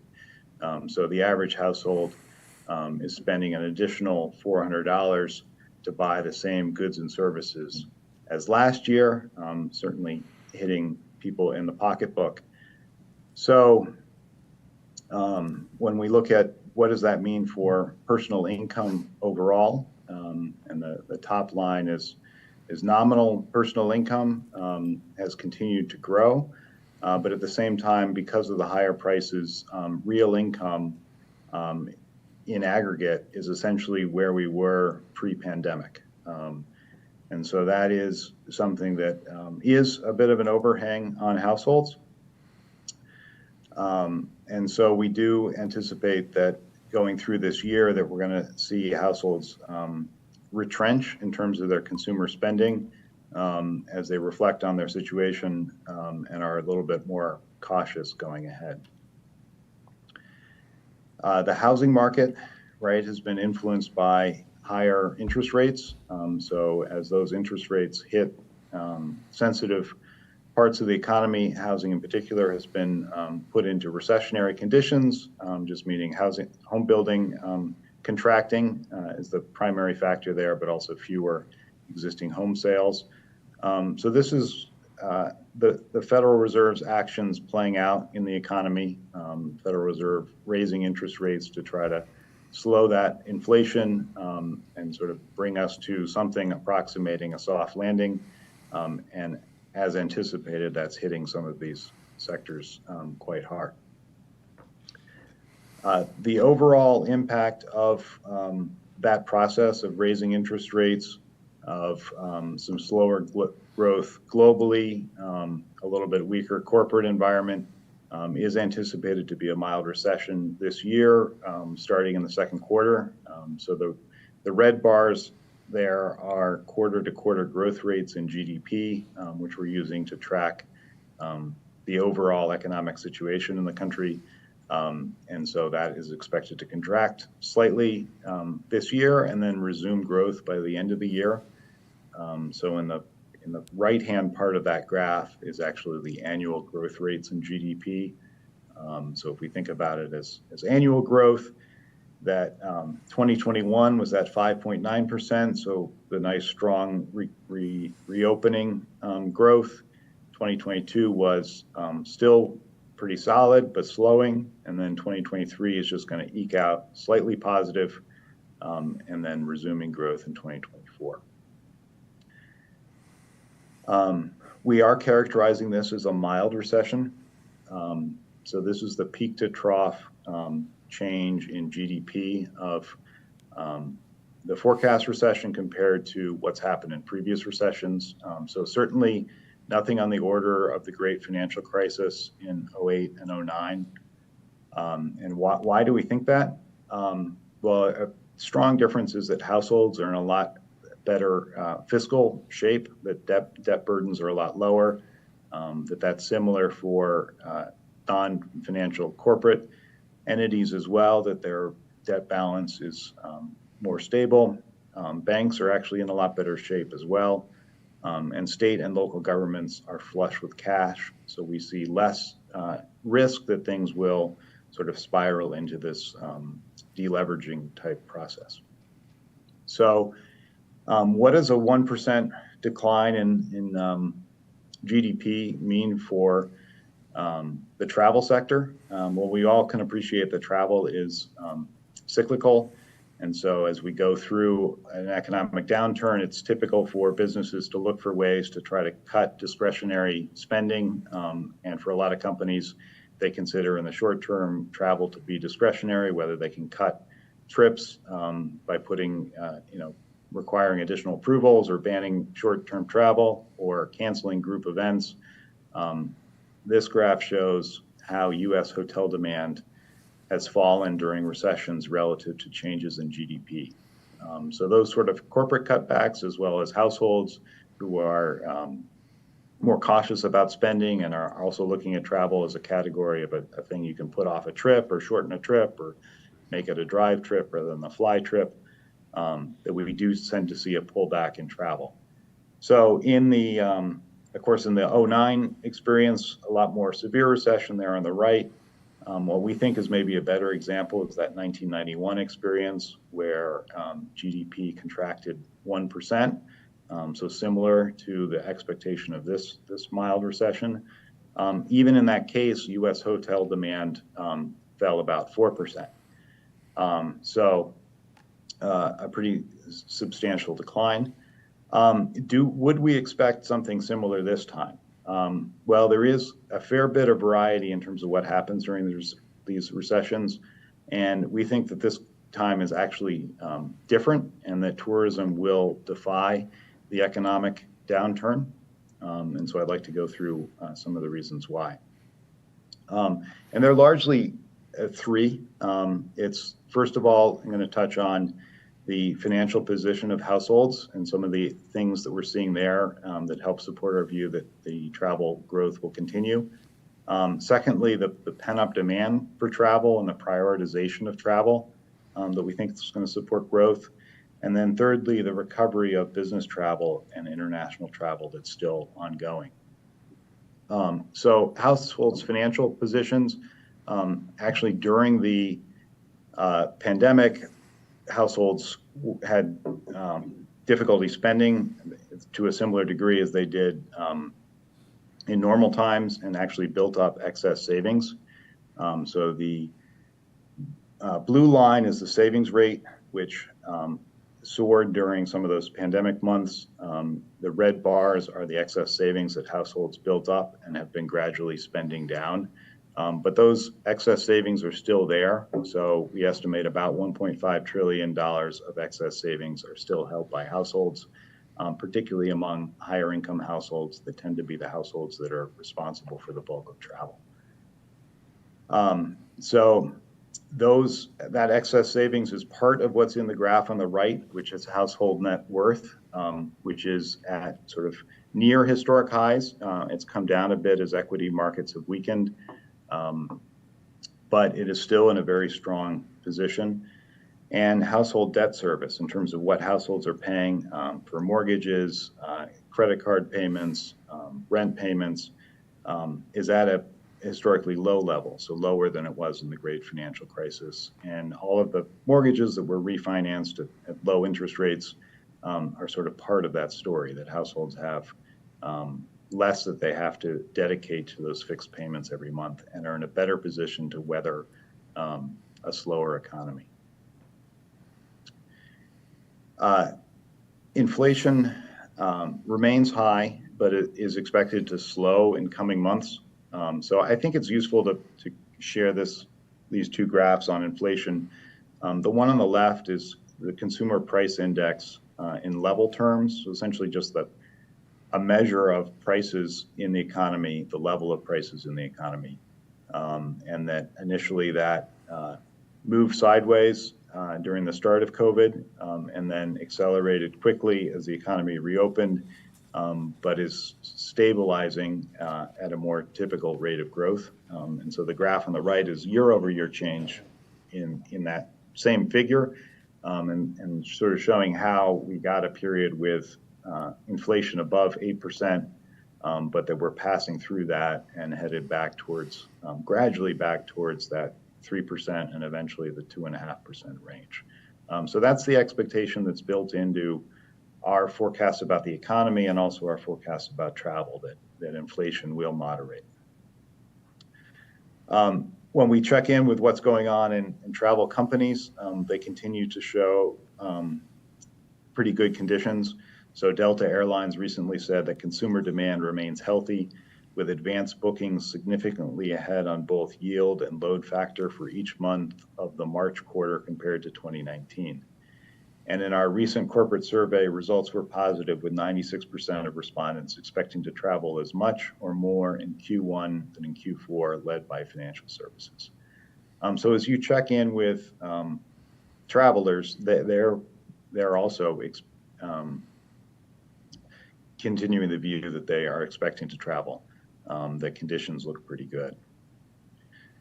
And so that sort of demonstration that they're continuing to travel and that they're continuing to spend, I think helps confirm the position that they're in, as well as confirms that second point about pent-up demand for travel and the prioritization of travel. This graph shows consumer spending in real terms relative to where it was pre-pandemic. And so durable goods, which is a good measure of households' confidence and sort of how they view their current situation, is up over 20%. Non-durable goods are still up substantially, and then services are starting to normalize. So consumers what I see here is that consumers are still confident about their situation. They're purchasing cars and furniture and recreational goods, and that they're still working to normalize their spending on services. So this is part of that process of reprioritizing travel, of getting back to the things that we used to do. And I think this is going to be a tailwind for travel activity in the years ahead. As you survey travelers, no signs of shakiness there, continue to have strong levels of travel expectations. And then lastly, on business travel and international travel, as we survey business travelers and ask them how many trips do you expect to make in the next 6 months relative to pre-pandemic, we're seeing numbers that are starting to get back up to normal levels of activity. So the blue bar is the latest survey reading. And so indicators above 100% show people with expectations of travel similar to where they were pre-pandemic. And it's really been conferences and trade shows that are showing a little bit stronger expectations of travel, that people really want to get back to those types of activities. And internal meetings maybe is an area that's they're a little bit more hesitant about how many of those they're going to attend, but it's getting close to pre-pandemic levels. So we think business travel is not fully back, but it's going to continue to normalize, and that's, again, another tailwind to travel activity in the year ahead. Joining that is also international travel. So inbound to the U.S. is end of the year in that sort of 70 to 80% of 2019 levels. And as that fully comes back, that's another source of further growth that we expect will occur. So if we put those together, our view is that we will continue to see year-over-year growth in U.S. travel activity, even with this mild recession. So the forecast, if you will, defies economic gravity, that rather than that sort of 4% decline in U.S. hotel demand that we might expect with this type of recession, that we're actually going to see growth in terms of U.S. hotel demand of about 1.1%. And I think that is a balanced view. Things could become a little bit touch weaker or a touch stronger, but it's certainly an unusual situation in terms of compared to historical precedent. So if we summarize, we do expect a mild recession later this year and then resuming growth in 2024, caused by the situation of inflation and higher interest rates that are going to slow both consumer spending and business spending, but that we're going to have strong balance sheets that help limit the downside. And that travel is positioned to withstand this downturn and continue to grow. So what does this mean for the Travel Oregon revenue forecast? Well, there's certainly been some increases and decreases in the statewide lodging tax receipts, both in terms of tax rate changes in the TLT that helps contribute to that, the boost in terms of the receipts, as well as the decrease in the rate and the COVID suspension of travel that contributed to the decrease. And now we've started to see this recovery. And so we look at forecasting hotel room revenue as a starting point in the analysis. And so that has sort of free of those rate change impacts, has recovered, so that last year was generally about 12% ahead of 2019 levels in terms of aggregate room revenue as measured by STR. And that from some of the factors I cited earlier, our outlook is that 2023 and 2024, we're going to continue to grow on that base, but that there's a range there, that there could be downside, could be weaker growth, and upside, that there could be stronger growth. If we put that together in terms of fiscal year changes relative to 2019, so these are all percent difference relative to 2019, we see baseline room revenue going from about 12% ahead this year to 17% ahead in 2024, and as much as 27% ahead in 2025. And that the TLT in that same situation gets to 13% ahead of its 2019 level. And that the difference there, again, is the changes in the tax rate. So that's the baseline forecast summarized in this table as well. And so you can see the upside and the downside ranges relative to that. As Todd referenced, it is a period that continues to have some uncertainty in terms of a forecasting environment. And so what we try to do is say, what's the most likely thing that's going to happen with the economy? What do we think is most likely with travel? And how does that play out as a baseline outlook, recognizing that things could perform stronger or weaker? So I think I'll pause there. Happy to take any questions. Aaron, before we go to questions, if I may, for the members of the commission, as well as for those that are here in the audience or watching online, I'd like to specifically pull out, if we could zoom back in on that slide a little bit. Thank you very much. I'd like to specifically call out the baseline row on the top chart. And if you look at FY23, 24, 25, the FY23 number is where they're forecasting we would end this fiscal year. And as you know, in December, we just revised our budget upwards to 38 million from roughly 35. The forecast for the baseline, the projection for the baseline forecast is 40.2 million. And then growing to 42 million in 24 and 45.7 in 25. So I just wanted to kind of put that in perspective for you, that even with the budget modification that we did in December, there is still an expectation that we will end this year, this fiscal year, in an even stronger position from a revenue standpoint. It is part of, as Aaron noted, what we continue to monitor with each check that we receive from the Department of Revenue, and this is primarily, in part at least, driven by revisions in the projection of a recession. How deep, how long, when does it start? All those things are influencing the ending revenue forecast for this current fiscal year. So I just wanted to make sure I called that out for you specifically, so you could kind of see all the other numbers to the left that you see there are actuals. That's what happened. It's when you get to FY23 that we're looking at where we're projecting to potentially end this year, and then 24, 25 would be the forecast numbers that we'd be looking at for the next biennium. So with that, I'm going to pause and see if commissioners have any questions that they'd like to ask of Aaron, either regarding the forecast or any of the macroeconomic trends that you heard that are providing the context for this. Well, I have one question. You did not touch on the airlines, and I know in the U.S. here with our long haul, that has been one of our biggest challenges. Do you see any movement there at all?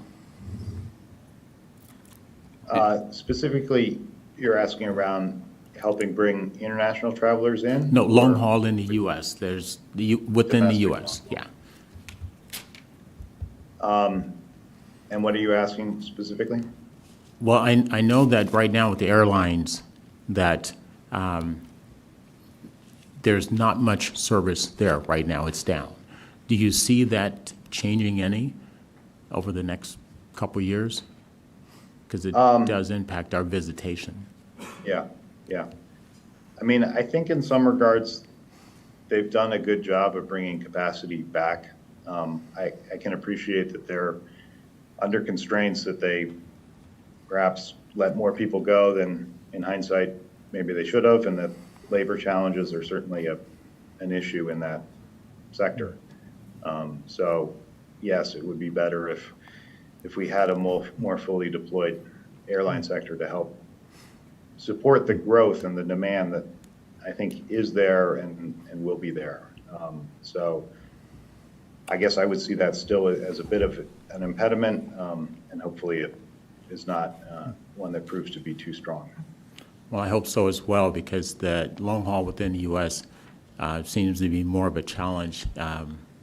It impacts this data than the international by far. There's no comparison. Thanks.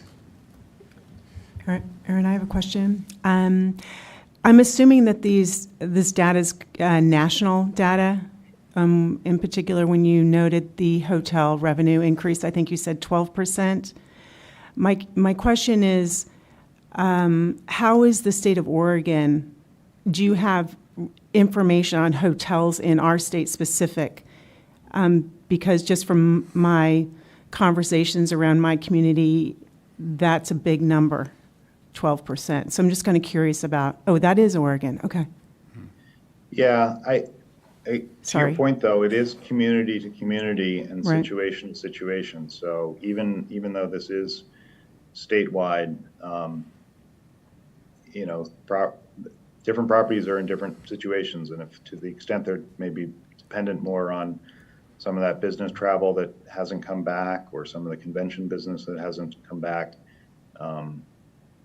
they may not be experiencing the state average, whereas some areas are probably above that.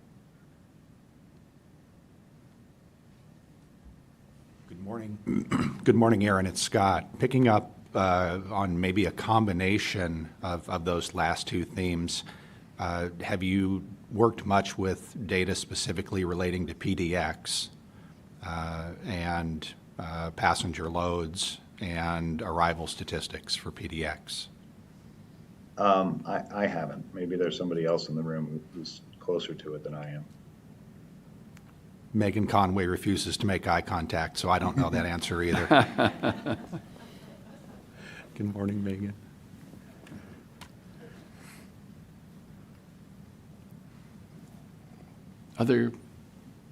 Any other questions for Aaron at this time?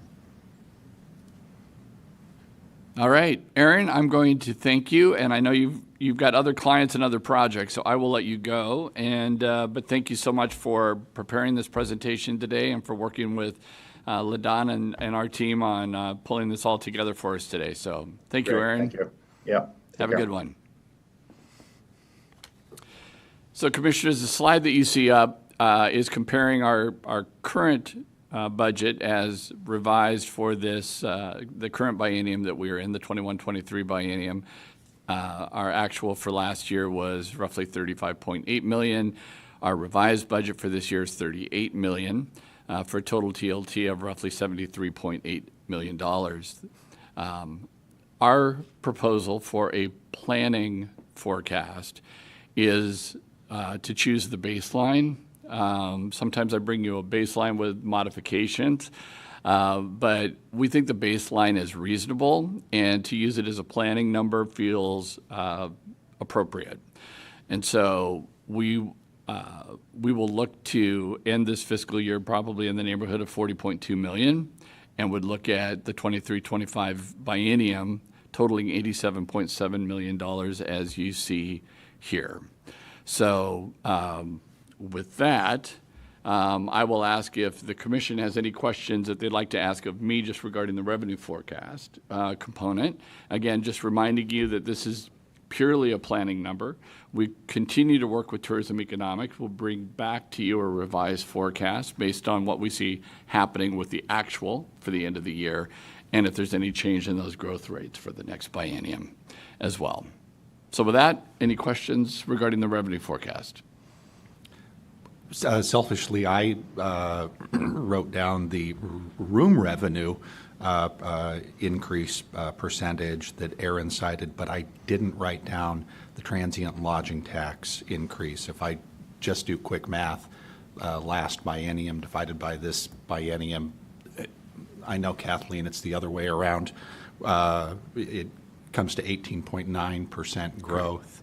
Was that in line with Aaron's projection? Yeah, this is the baseline forecast that he brought forward. He had an upside, a baseline, and a downside forecast. And the proposed revenue forecast, these numbers that you see here are pulled directly from their baseline recommendation. Okay, We've so made this no is baseline. We have made no modifications to it whatsoever. We see no grounds to it this time.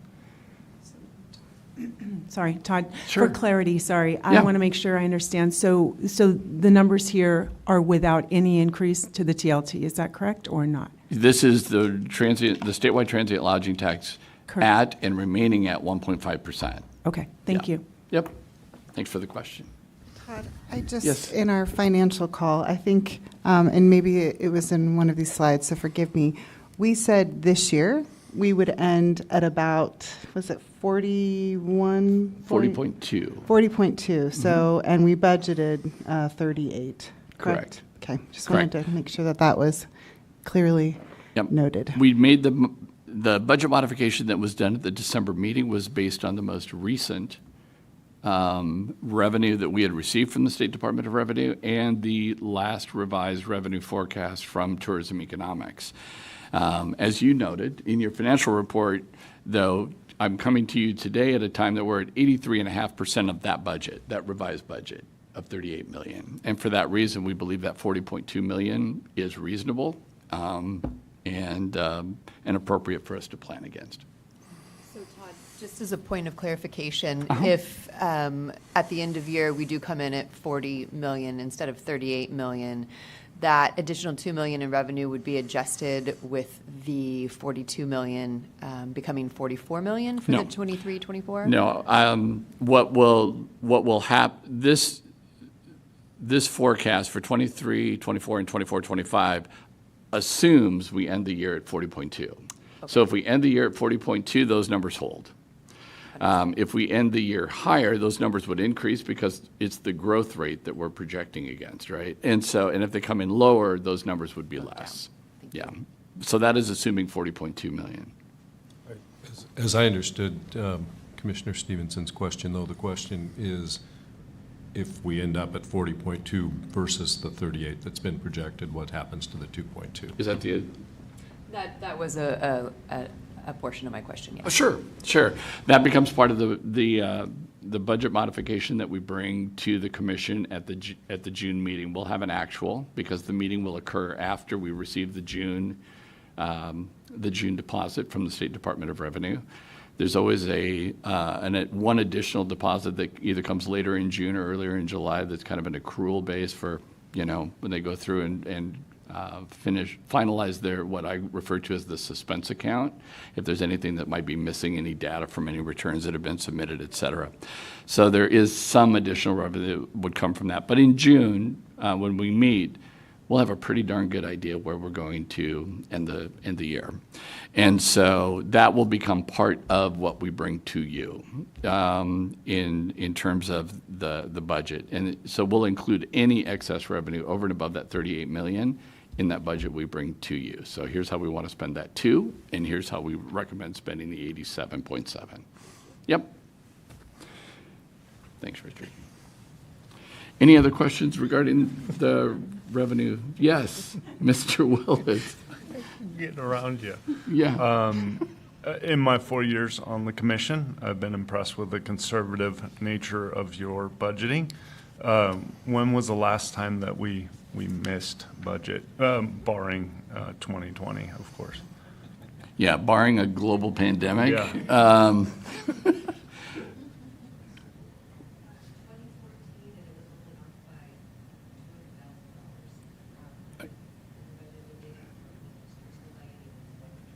Perfect. And this is who you want as a comptroller because you heard it here in a public meeting holding me accountable. We missed the budget by $200,000 in 2014. And she remembers sleep. it. And she remembered that it's 2023, Kathleen. Come on. Yeah. No. Thank you, Kathleen. Thank you. So, yeah, we've, like I said, the relationship that we have with tourism economics and the internal team that we have with LaDon and Kathleen working on this has afforded us the opportunity to have very strong, reasonable, very conservative, but accurate revenue forecasts. And we do have the authority, you as a commission have the authority to modify that budget as we move through the year.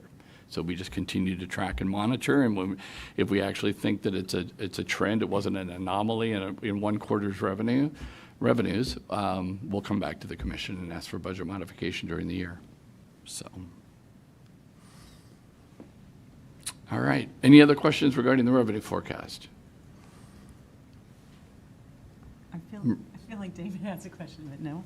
Okay. No, it's not a question. I'm just, actually, I'm happy. I'm hoping that those numbers are trending up in the right direction because, once again, it allows the opportunity to support some of our key priorities as it relates to the RCTP program, the grants, and DEI as well, and to to Lucinda's comment, the industry communication piece is so critical. So, I mean, I'm just excited that there may be an opportunity to continue to invest and support those key areas. Yeah, I want to echo that because that's exactly what I was thinking is hopefully if we adopt this, that we can take another look at the funding and grant funding, et cetera, and open that up again as a possibility. Well, and to, just as a refresh, 20% of every dollar we receive goes into the Regional Cooperative Tourism Program, and 10% of every dollar we receive goes into the grant program. So the $2 million delta, for example, between the $38 million current budget and the $40.2 million projected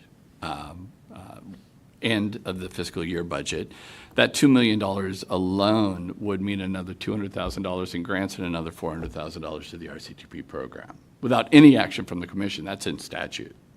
So yes, absolutely. All right. So I guess I'll just add one Please. thing, and that is, this is a revenue forecast. We'll be asked a bit later to endorse that so that staff knows what numbers to use for the upcoming budget. But should things change between now and June, when we see that budget, I imagine adjustments will be contemplated over that time. And that is the beauty of the monthly financials calls that we started a few years ago. So we'll be able to stay on top of how the revenues are continuing to come in. We'll be able to keep the commission apprised, obviously. We have a meeting in April when we gather for the Governor's Tourism Conference in advance of our June meeting. So yes, we'll definitely have the opportunity to do that. But yes, thanks, Richard.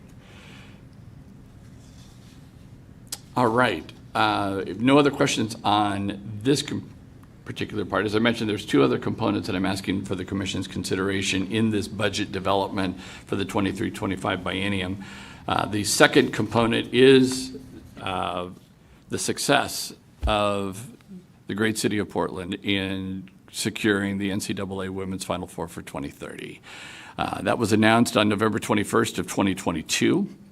And the Portland Bid Group, which is a group that we should all be incredibly grateful to and thankful for, Sport Oregon, Travel Portland, Rose Quarter Trailblazers, and the University of Portland Pilots came together collaboratively to put together the bid for Portland to host their first ever NCAA Women's Basketball Final Four, somewhere during that 27-31 event cycle. And they were awarded the opportunity to host the event in 2030. The request that I bring to you today is that we will be part of supporting that event at a rate of $1 million, $250,000 a year for 4 years. We would just do this in equal installments over 4 years. Picture something very similar to what we did with Oregon 22. And to me, that's just the prudent course. The funds are not, while there are funds that are needed in 2023, not all the funds are needed in 2023. So we have the ability to spread the payments out, and I would encourage us to do that because it just permits us to have other dollars then available for programs by spreading those dollars out. There will be a separate legal entity that's going to be formed in 2023 that'll be receiving the funding, and that's who we will be granting the money to. So the group that I mentioned earlier is, a Portland host committee, and they'll be forming that local organizing committee. What I think is important to note about the event is much like we heard with supporting an event like Oregon 22, that there's an impact that comes from hosting the event itself, and then there's a whole lot of other good stuff that comes with it. And certainly coming out of the pandemic, one of those has been a tremendous boost, I believe, in the morale of the city of Portland in hosting this event and the attention it's brought to the city when it's announced that the city of Portland is hosting the NCAA Women's Final Four. And it's one of the reasons I keep emphasizing how grateful we should be to Travel Portland, to Sport Oregon, to the University of Portland, and to the Trailblazers and Modus Center for putting together this bid and my eagerness in supporting it over the course of the next 2 biennium.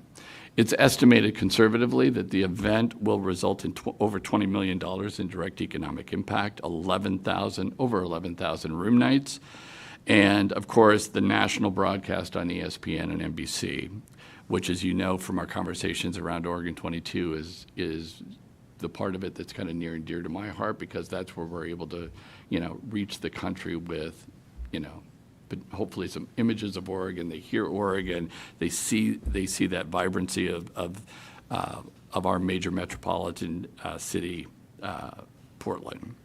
So it results in the fact that this is going to be the largest sporting event the city of Portland has ever hosted. So I'm seeking the commission's support of that request. And if you are in agreement with that, then that will become part of our planning for the 23-25 budget. We'll set aside $250,000 a year for the 2 years of the 23-25 biennium, and then subsequently do it again for the 25-27 biennium as well.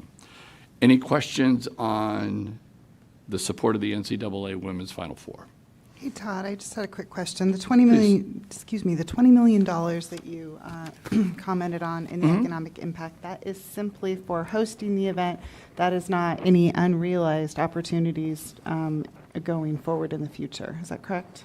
I promised Megan and Jim that I would give all the hard questions to them, and that's why they offered to be here in the meeting today.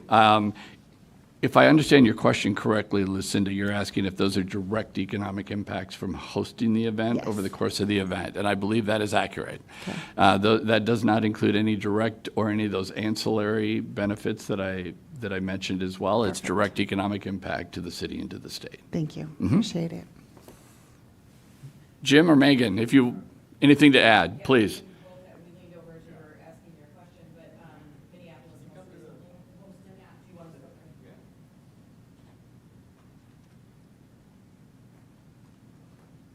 Thanks, Dan. It helps the folks that are watching, the folks that are watching online, it right. aids them, and so. Yeah, they'll understand and be able to hear now.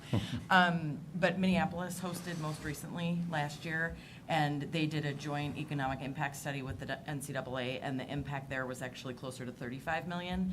So the 20 million is sort of a conservative estimate. As we look at it, we're a little bit smaller market, and we want to be realistic about what can be impacted.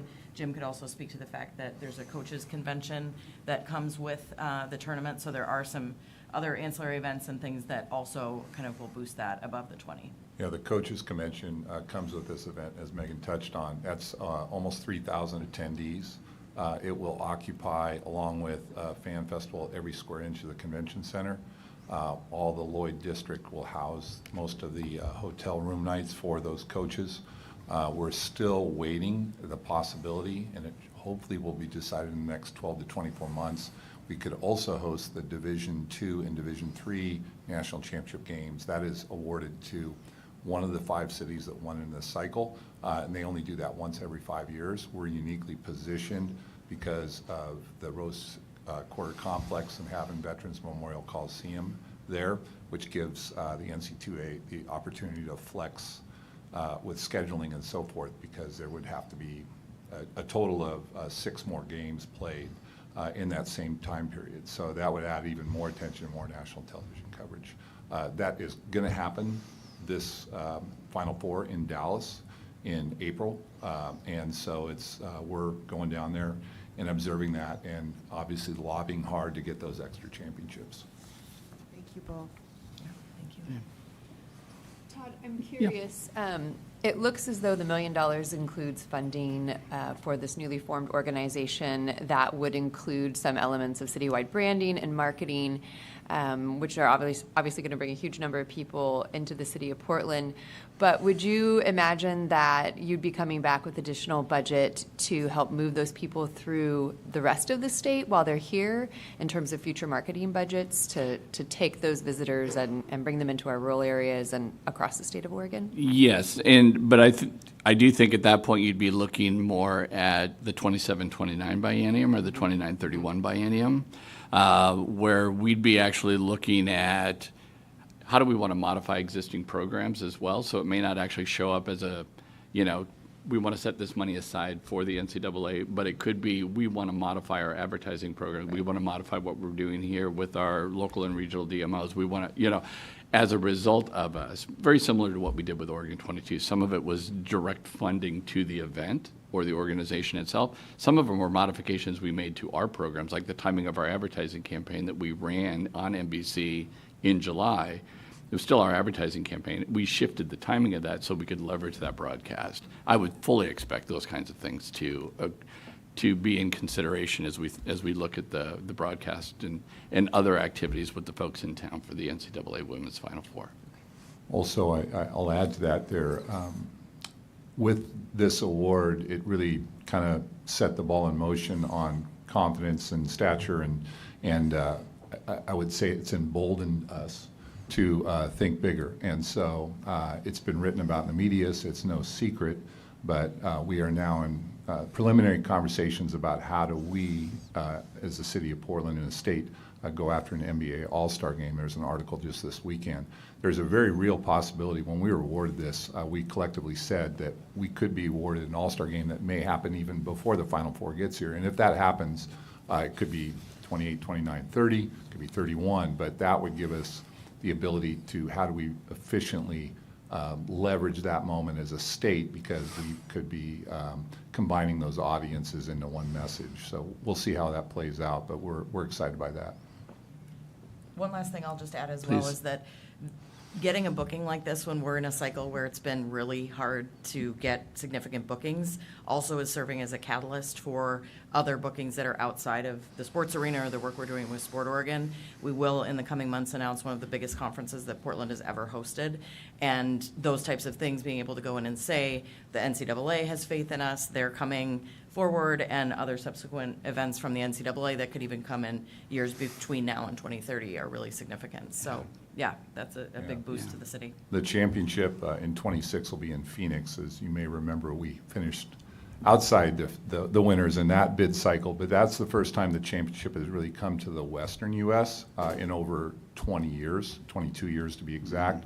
And so to repeat in this, and also in the preliminary round for the West Coast finalist cities, which were ourselves in Sacramento, we did beat out Seattle, Las Vegas, L.A., and the Bay Area to be a finalist. So that was a big win in itself, but to get it across the finish line was a big win for Portland. Great job, Team Oregon. Yeah, absolutely. Thank you both very, very much. Appreciate it. Commissioners, any other questions for either myself or for Megan or Jim regarding the NCAA Women's Final Four support? No, I just want to say congratulations.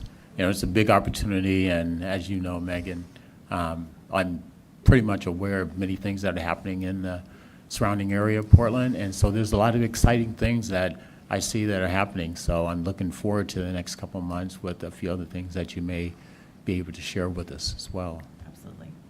Thank you. All right. Thank you both. Thanks. Thanks. All right. Commissioners, the third item, and you see the slide up here, and probably soon here behind me, is adjusting the baseline for the Regional Cooperative Tourism Program. When our statutes were modified in the 2016 session, and we had been seeking the removal of, you may or may not recall, the removal of the up to language that used to be in there, up to a certain percentage that could go to the RCTP program, and we were advocates for that. And the percentage was set at 20% for that program, and we looked over the program and believed it was prudent to come to the commission and ask for their consideration of establishing a floor. By law, the RCTP program is a pro rata share of those. So if one region is generating 25% of the statewide TLT, 25% of the dollars that are part of that 20% for the RCTP program go to that particular region. Similarly, if another region has 5%, same formula applies. So the request that was brought forward is that we believe there needed to be a floor. And the commission concurred with that recommendation and put in place a floor of $300,000 for any region. There were two regions that did benefit from that floor, the Mount Hood Gorge region and the Eastern Oregon region. All other regions were above that $300,000 floor. During COVID, in calendar year 2020, those of you that were on the commission at the time recall that we did emergency guidelines for the RCTP program. modified some of the requirements that had been put in there by the commission outside of statute. The statute has its own set of requirements, which are obviously more sacrosanct and much harder to modify. But your guidelines we were able to modify and put in place. So, for example, the percentage that could be used for staffing, since the dollar amounts were decreasing, we were hoping to not see our regions in a position where they were going to have to cut staff, cut salary. So we increased that percentage to hopefully buffer against some of that. When our revenues came back quite strongly in fiscal 21, we put money specifically into what we called kind of a regional recovery and stabilization fund. We took $1.5 million out of a $4 million budget modification and dispersed that amongst the regions because their budgets were down, as was ours, but so was theirs. And to me, it was an incredibly appropriate decision on behalf of the commission to make because this ecosystem of DMOs in Oregon, state level, regional level, and the local level, is kind of that secret sauce to our success. The work that we do together, the way that the regions are I think the term that's been used in some of my most recent conversations with them have been like hubs of innovation. Taking elements of our 10-year strategic vision and trying them out on the ground. The work that Danielle referred to that the Willamette Valley Visitors Association has done in the area of regenerative travel that's now resulting in the production of a white paper that she referred to, but the work that they've done there, the work that the Oregon Coast has done around climate action and food systems and the like, these are opportunities for us to basically test and try. And so they're able to serve as innovation hubs for us. So this relationship's been incredibly important. So that's why we made the investment in the Regional Recovery and Stabilization Fund while we were in the midst of COVID to best ensure the vitality and the vibrancy of our regional partners as well. Next slide, please. I just wanted to make sure you had a snapshot of where we were when. This is calendar year 21 in the middle, and then calendar year 22. The RCTP funds, I always want to be really careful how I explain this because it can start to feel a little entangled, and that's not our intention. But the lodging tax dollars are collected for a calendar year. And then we are able to tell the regions roughly in February what their dollar amount will be on July of that year. So it's the dollars that they're receiving on July 1st of this year are the 20% of the dollars that were received in calendar year 22. Okay? So that's what you're seeing here is what occurred in calendar year 21. So that's current year. That middle column there roughly is current year. And then they were all just alerted to what their dollar amounts will be for this upcoming fiscal year based on calendar year 22. So I just wanted to make sure that you had this as context. Overall, the RCTP distribution is up roughly 20%. Year over year. The Portland region has bounced back very strongly year over year. They are still down from their calendar year high of roughly 3.1 million, just to put it in perspective. Eastern Oregon, Elena's smiling, 46% increase year over year. And calendar year 22 marks the first time that both the Mount Hood Gorge and the Eastern Oregon regions are above that $300,000 baseline. Next slide, please. As you can see, just looking at what these upcoming distributions are going to be, you've got roughly a third, 29.5%, going to the Oregon coast. The Mount Hood Gorge and Eastern Oregon combined make up a little less than 10% of the current RCTP. You know, and just to kind of put things in perspective, for example, Southern Oregon's RCTP disbursement is roughly 2 times the Mount Hood Gorge distribution without any funding in the baseline increase. Therefore, what we're proposing, next slide please, is that at this time, we're proposing that we increase the floor. This has not been done since 2016. It has been 7 years. Granted, we had 3 years of a pandemic in there. I probably would have come to you sooner with this kind of a proposal. Instead, what we did were we did the RRS funds, you know, the recovery and stabilization funds in lieu of changing the base, so we could see how what the recovery was going to look like. And now that we are where we are, and with the revenue forecast that we've seen, what we're asking the commission to do is to establish the floor at $400,000 annually for any region. But the 2 regions that at this time we would forecast that would be impacted by this are the Mount Hood Gorge region and the Eastern Oregon region, as you see here. Again, they would receive the pro rata share that you see in the left-hand column. The numbers that are highlighted there are dollars that would come out of our program budget to bring them up to that floor. We cannot change state laws as it governs the RCTP program being a pro rata program, but instead what we do is we use program dollars from Travel Oregon to bring any region up to that floor. So with that, I'm happy to answer any questions that you may have about this component.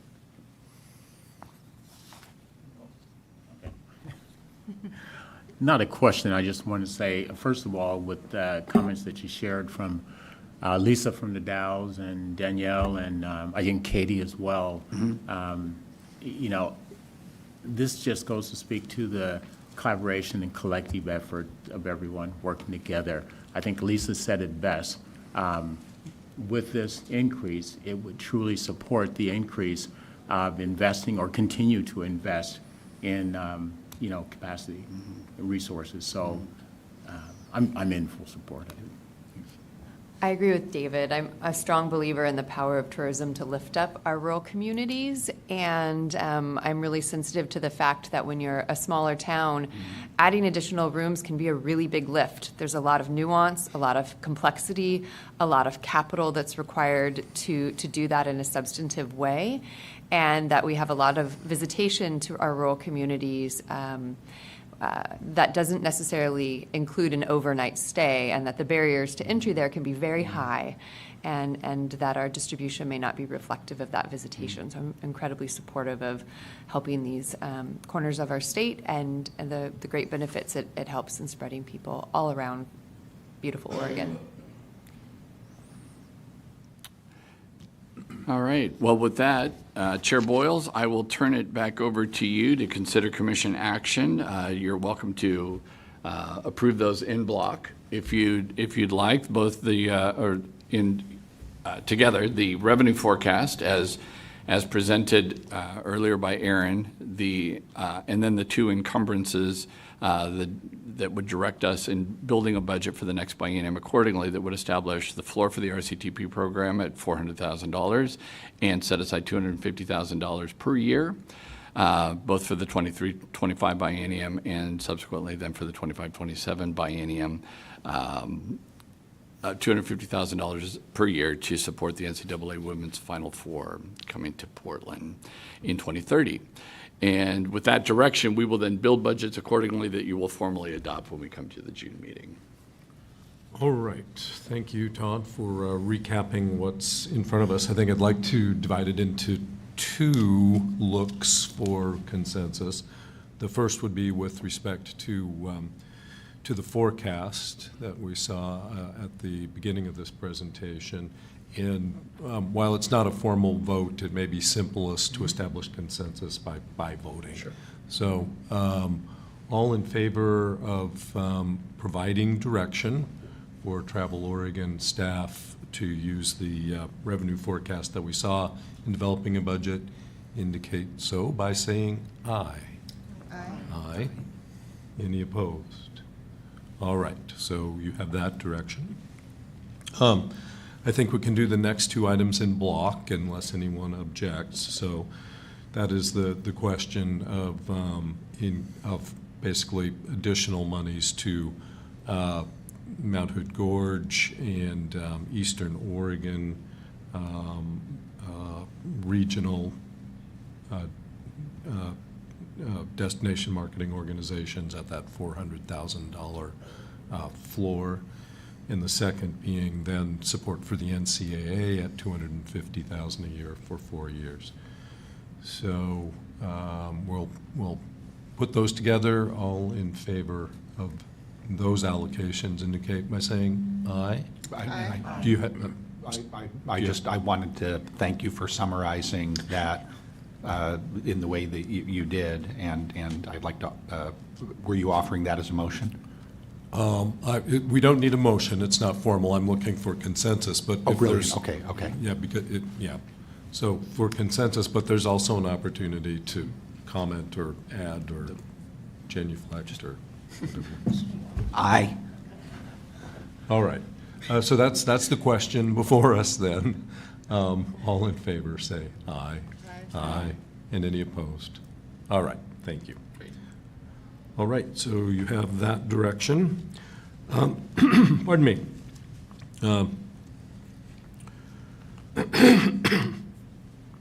All right. So with that, I think we are at a point where we can take a 10-minute, pardon me. Thank you, Lucinda. We'll take a 10-minute break. I have 10:53, so if we can be back here in 10 minutes, 11:03, we will resume. All right. Thank you.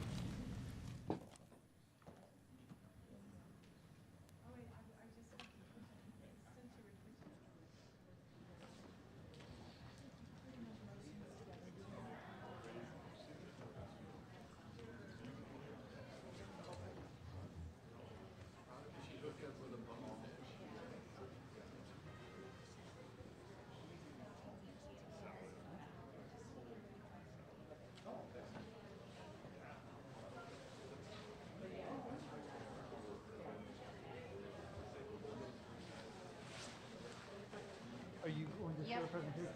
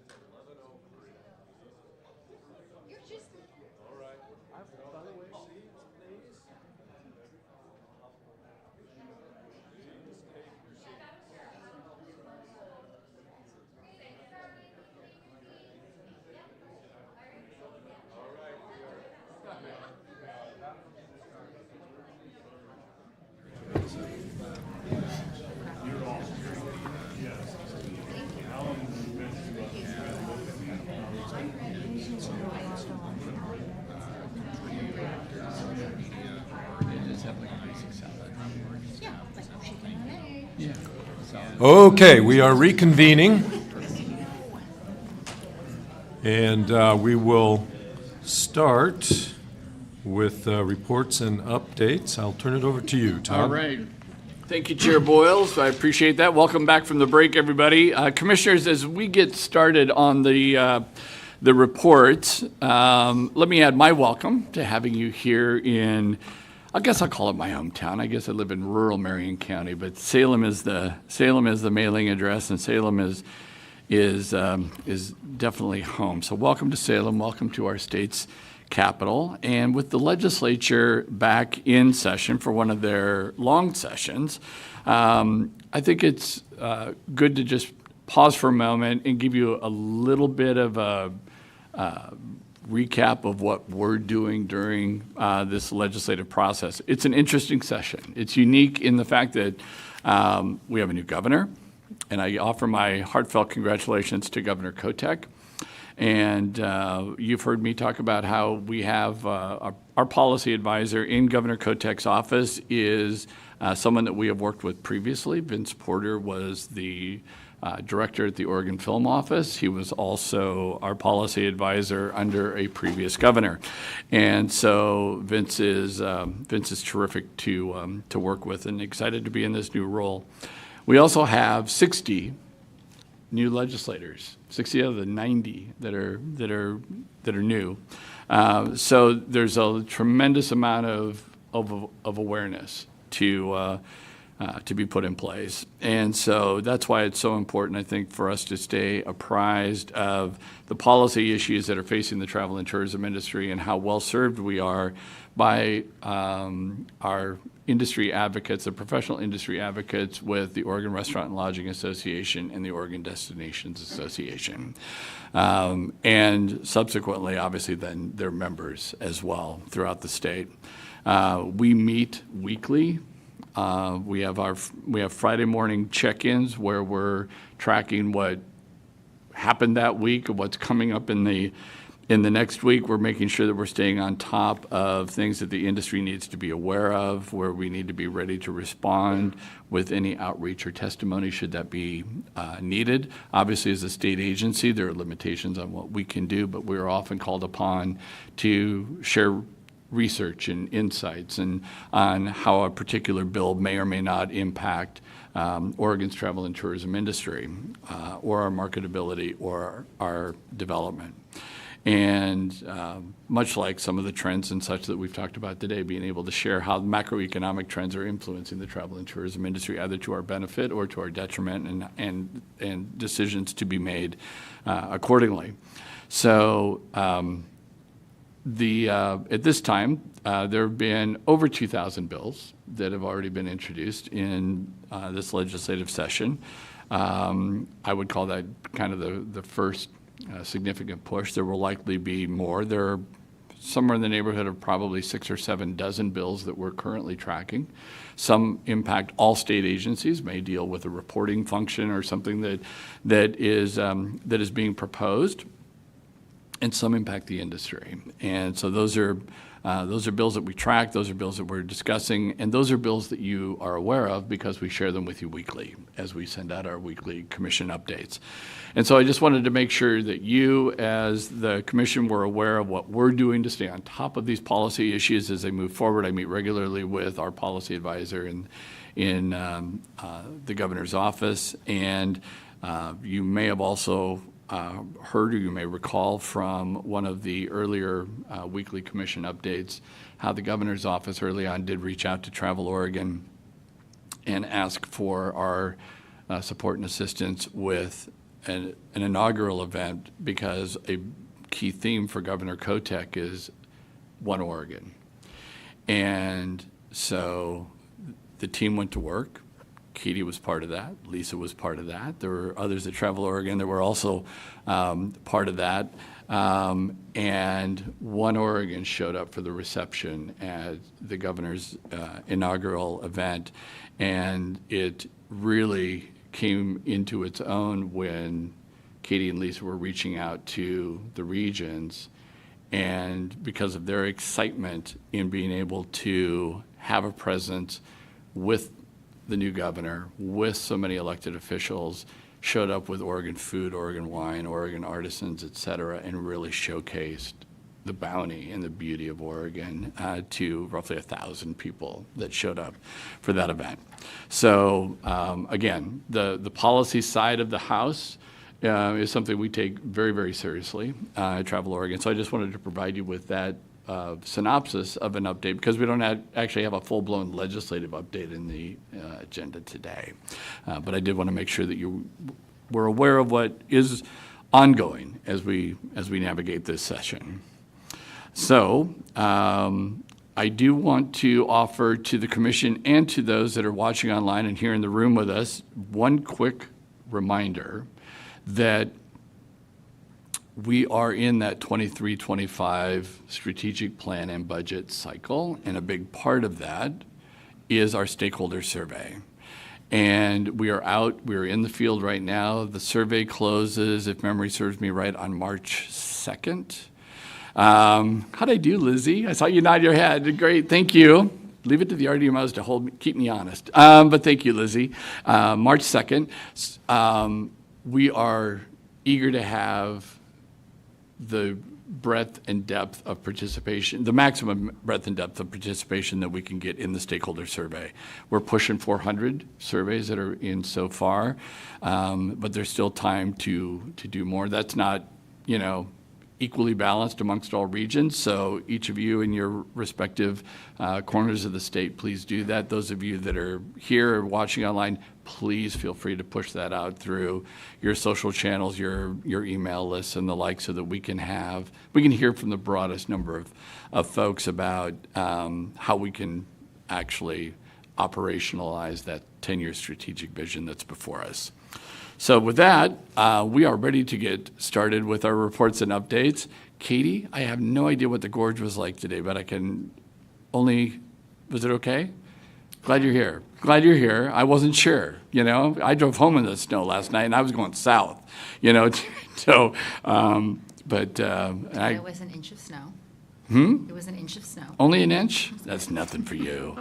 All right. So with that, commissioners, we're going to get started with an update on our advertising programs. And to kick us off, Katie Clare, who is our Director of Marketing Services, and Brian Mullaney, who's our Manager of Marketing Insights and Planning, will bring us this update. So Katie and Brian, I will turn it over to the two of you. Thank you, Todd. Good morning, commissioners. My name is Brian Mullaney. I'm the Insights and Planning Manager here at Travel Oregon, and we're going to cover some of the results of our most recent advertising campaign. So before diving into the Fall Extraordinary is Ordinary, or Fall ESO results, I wanted to remind everyone of our most recent campaign work. Starting that last winter, we launched our third rendition of Only Slightly Exaggerated as our first major advertising push in the fall-winter season. The following summer, we launched our Extraordinary is Ordinary campaign in conjunction with the World Athletics Championships for Oregon 22 in Eugene, Oregon. And in the fall, we launched our second Extraordinary is Ordinary campaign to help drive bookings and web traffic in the crucial shoulder season. To bridge the gap between the Fall Extraordinary is Ordinary campaign and our new Travel Oregon with Travel Oregon campaign, or TOTO campaign, we are launching a spring version of Extraordinary is Ordinary starting at the end of February, with the TOTO campaign set to launch in late June. Okay, let's now dive into some of the high-level results for Extraordinary is Ordinary Fall campaign. Here you'll see some of the high-level details surrounding our most recent fall advertising campaign. There are some key differences to call out here compared to our prior campaigns. First, compared to the last fall or winter campaign, we shifted our flight dates earlier into fall in order to get ahead of the clutter of the holiday season. Second, compared to our summer ESO campaign, we focused more on engaged traffic to the site and conversions, like OTA bookings, and we also retargeted the audience that we had engaged and cultivated during our Oregon 22 campaign. So let's get into some of the results. With all of our campaigns, there's always a balance of awareness and traffic and conversions. Awareness is focused on getting as many eyeballs in front of our ads as possible, while traffic and conversion is focused on getting potential visitors to traveloregon.com to plan a trip or order a guide. Our inspiring creative drives the call to action, whether it's calling a 1-800 number, driving traffic to the website, or ordering a guide. And that in turn gets them into the email nurture stream for ongoing communication. Depending upon our goal, we will shift the balance between awareness and traffic one direction or the other. Compared to our summer ESO campaign, which was more of an awareness-driving campaign, the fall ESO campaign focused more on traffic and lead generation. Therefore, we expected to see a drop in overall video views for the second iteration of ESO due to a shift in goals and a smaller budget. Ultimately, the fall ESO campaign generated a healthy 37 million video views compared to the summer campaign's 64 million. Complementary to awareness is traffic or conversions, and this is where the campaign really shined, as we shifted our focus to traffic in the fall and winter months. Sessions generated from campaign advertising dollars generated 524,000 sessions, which represented an 11.4 increase over traffic generated from our summer campaign. And this is impressive considering that the fall campaign had a smaller ad budget, and it really shows the benefit of retargeting to an already engaged audience.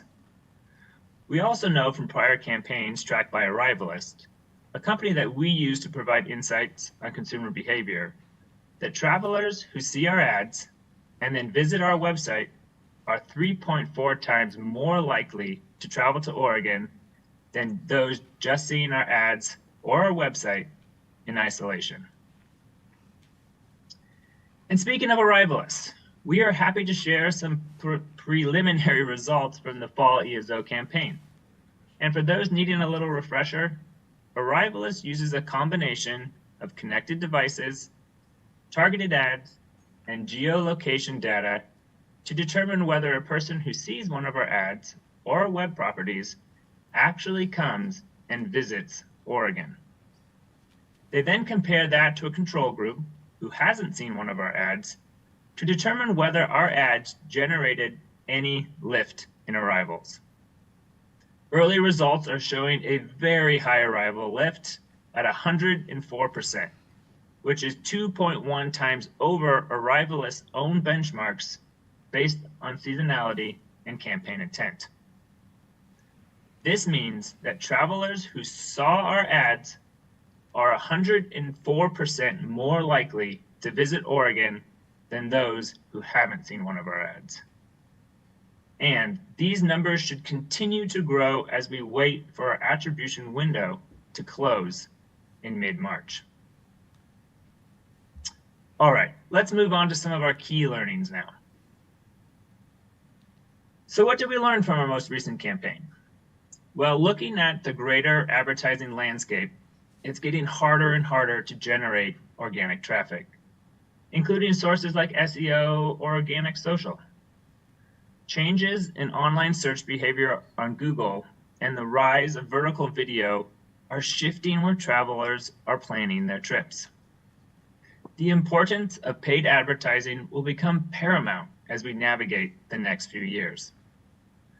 Our recent advertising campaigns generated record-breaking traffic from July through October.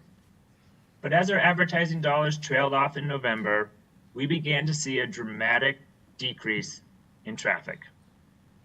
As we continue to lose organic traffic, a direct investment in advertising is required to bolster our web traffic numbers, which is why we are launching round 3 of ESO next week.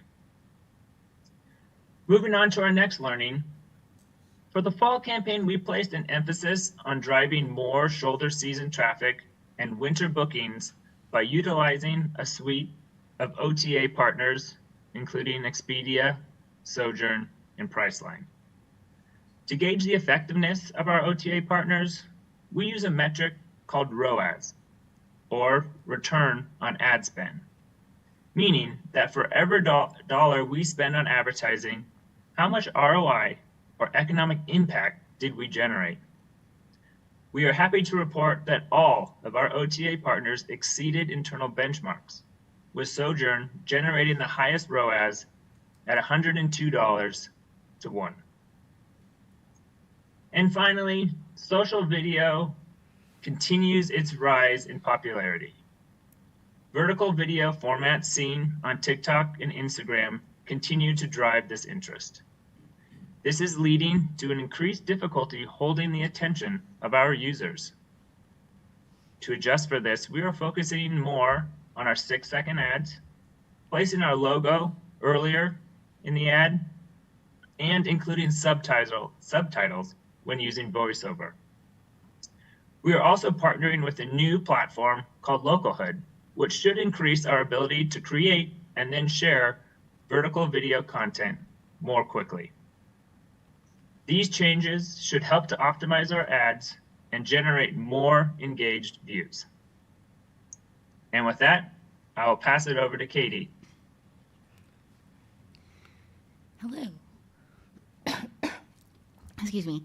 So, following from Brian, I'd like to ground us a little bit in media strategy. So, sorry to keep talking with a lot of text, but what you're seeing on the screen here is this two-pronged approach that you caught Brian speaking to a little bit. So, we spoke to this at the last commission meeting, and we're still in strategy, but the creative has shifted a little bit. So, what we're going to be going into, and I'll speak to, is first, we're going to continue to activate our tried and true partners with our third pulse of the Extraordinary is Ordinary campaign, which will be launching next week.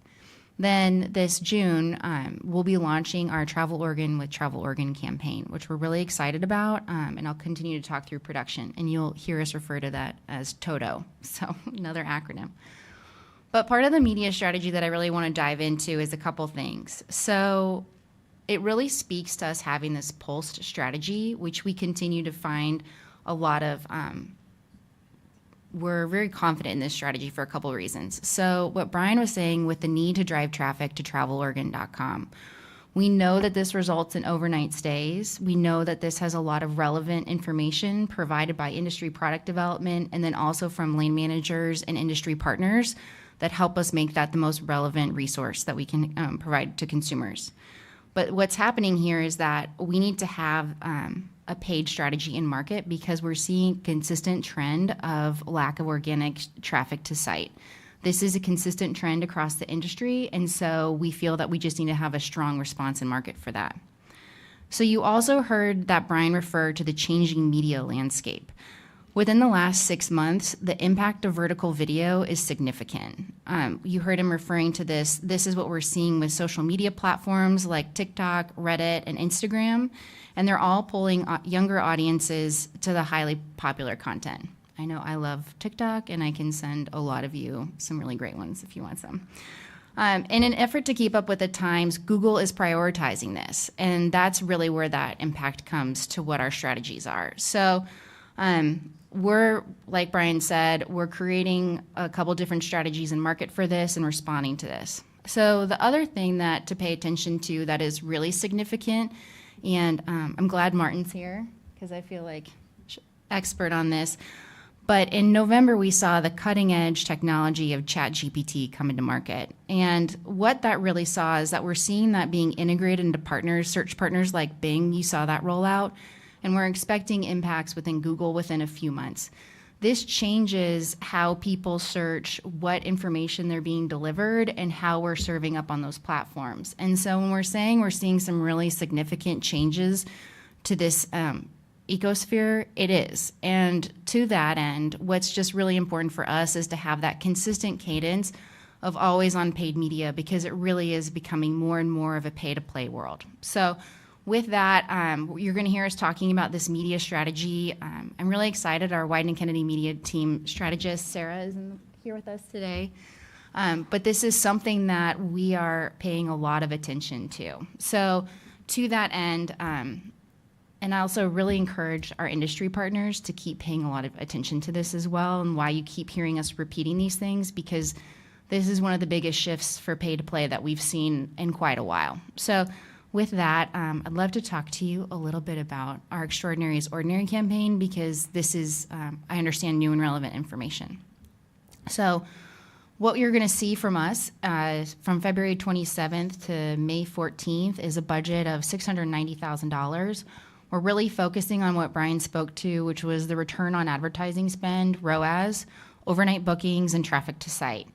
We're going to be targeting our active adventurers of 25 to 54, and then also focusing on BIPOC and LGBTQ, the same age brackets. Our primary target markets are going to be Portland, LA, San Francisco, Seattle, and Spokane. We're also continuing to visit our stretch markets of San Diego, Houston, and Minneapolis. You'll see what we're able to leverage here is we have a lot of really great creative that is still relevant in market, and then also a lot of content that's been developed. So the team is ready to go with this, and it's been a pretty quick turn on that we've been able to have. All right, so now the new work. So this is what I just want to share some updates to the Toto campaign. We've been really busy since the last commission meeting in pre-production. We've been locking scripts, determining production logistics, and flighting out media plans. So I just want to ground us in some of this work still. So previous campaigns created a voice and identity for Oregon, unlike anything in the travel category. But we are all aware that we need to evolve how we market the state as a way to get travelers to visit Oregon in ways that they might not consider. I'm going to start that sentence over. And as a way to get travelers to visit Oregon in ways that they might not consider, we decided to put Oregon guides at the center of our new campaign. We want to make travelers understand the importance of guides because guides can show them a side of Oregon they've never seen before. The idea is to create a memorable and social campaign that shows off the incredible creativity and diversity of the state, along with the respect and understanding of this beautiful place, to encourage responsible travel to the state we all care about. So who are we going to feature in the initial piece of creative, the anthem? We considered a few things: travel motivators by niche, regional equity, participation in the Y Guides program, and tours that offer different levels of accessibility, like interpretive hikes offered by Oregon State Parks or birding meetups offered in Portland. These guides will just be the initial set. We'll be featuring many over this campaign. Along the way, we'll be considering a wide range of activities, as well as diversity of representation and seasonality of activity. So after we confirmed our guides, we locked in locations based off of actual experiences they offered. A goal of this campaign and all of our work is that all experiences shared in marketing are actual things consumers can do and book. Once we had locations locked with the guides, we began to have conversations with land managers, confirming not only that we were able to film there, but also seeing if there's messaging considerations to include within our marketing and content. So along with shooting in real places with real people, we'll have our sidekicks there to give a nice balance of surprise and fun amongst the beauty. This shouldn't feel like a generic world with random puppets placed throughout, but instead a universe where Oregonians and our puppet sidekicks are one and the same. So our sidekicks should feel like a natural balance to them and speak to a wide range of Oregonians and their interests. We think of these characters as Oregonians themselves, with their own love and admiration for the state and the people that can help them see the best of it. So who are these sidekicks? We'll start with telephone poles, sustainable, boots, Rosa, dark sky, and kayak yak yak. We think having a mixture of straightforward names and clever names is the right direction to bring our characters.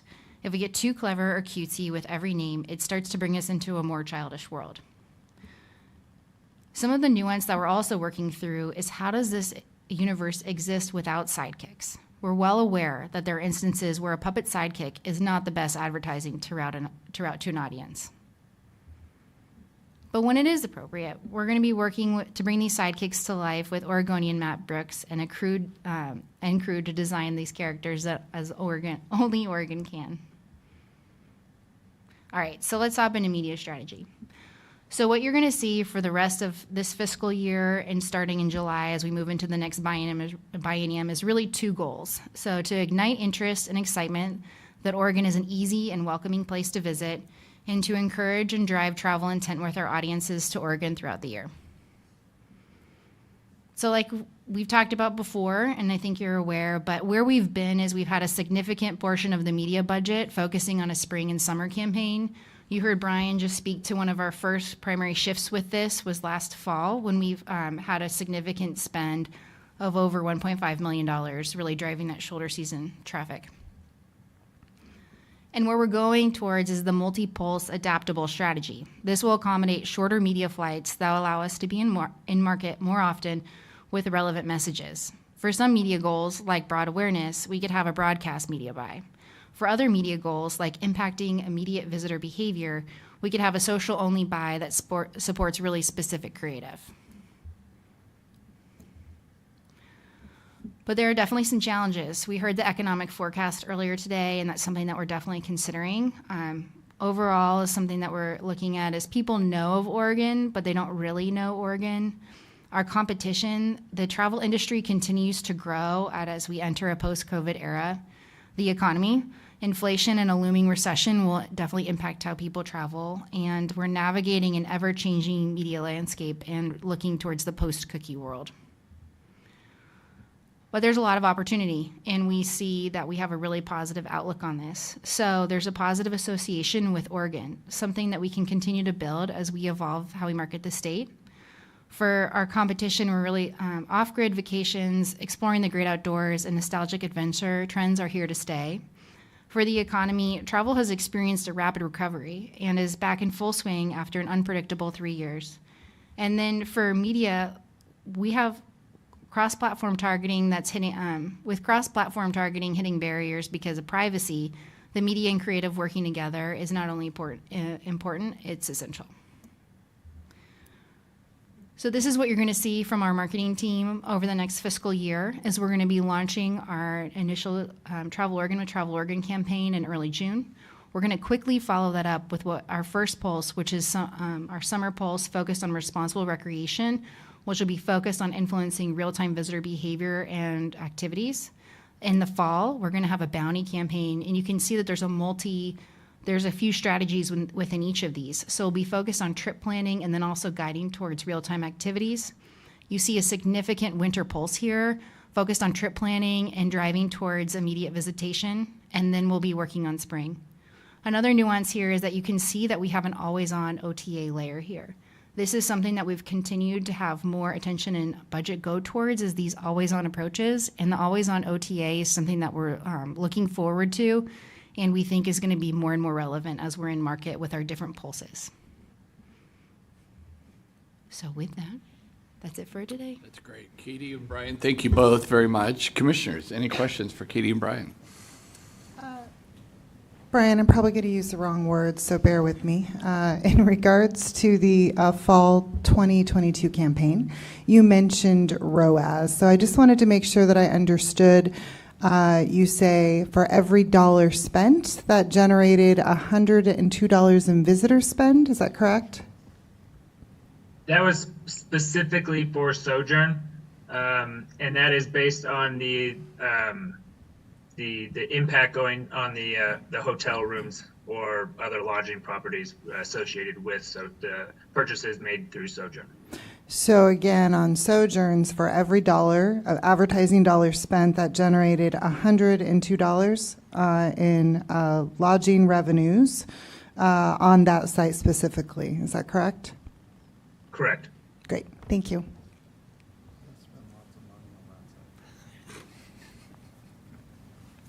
Other questions or comments? Commissioner Willis. Katie, you mentioned Bing for the first time in a while over Google. I know, a lot of people have. Is there a shift going there? So Bing was the first platform to integrate ChatGPT. Yeah. And so they were the first to integrate that AI technology into their platform.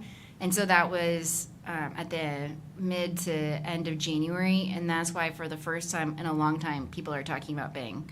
But I think what's important there is we're really looking at how is the technology evolving? How is information being served up when that technology is being used on a search platform? We don't have a Bing strategy. I don't assume that we will, but I'm interested to, I think we're all really interested to see what ends up happening with Google and how they're responding in that space. Mm-hmm. Katie, I will add to, we are working with Logical Positions, who is our paid search and Google rep. They are also a Bing rep.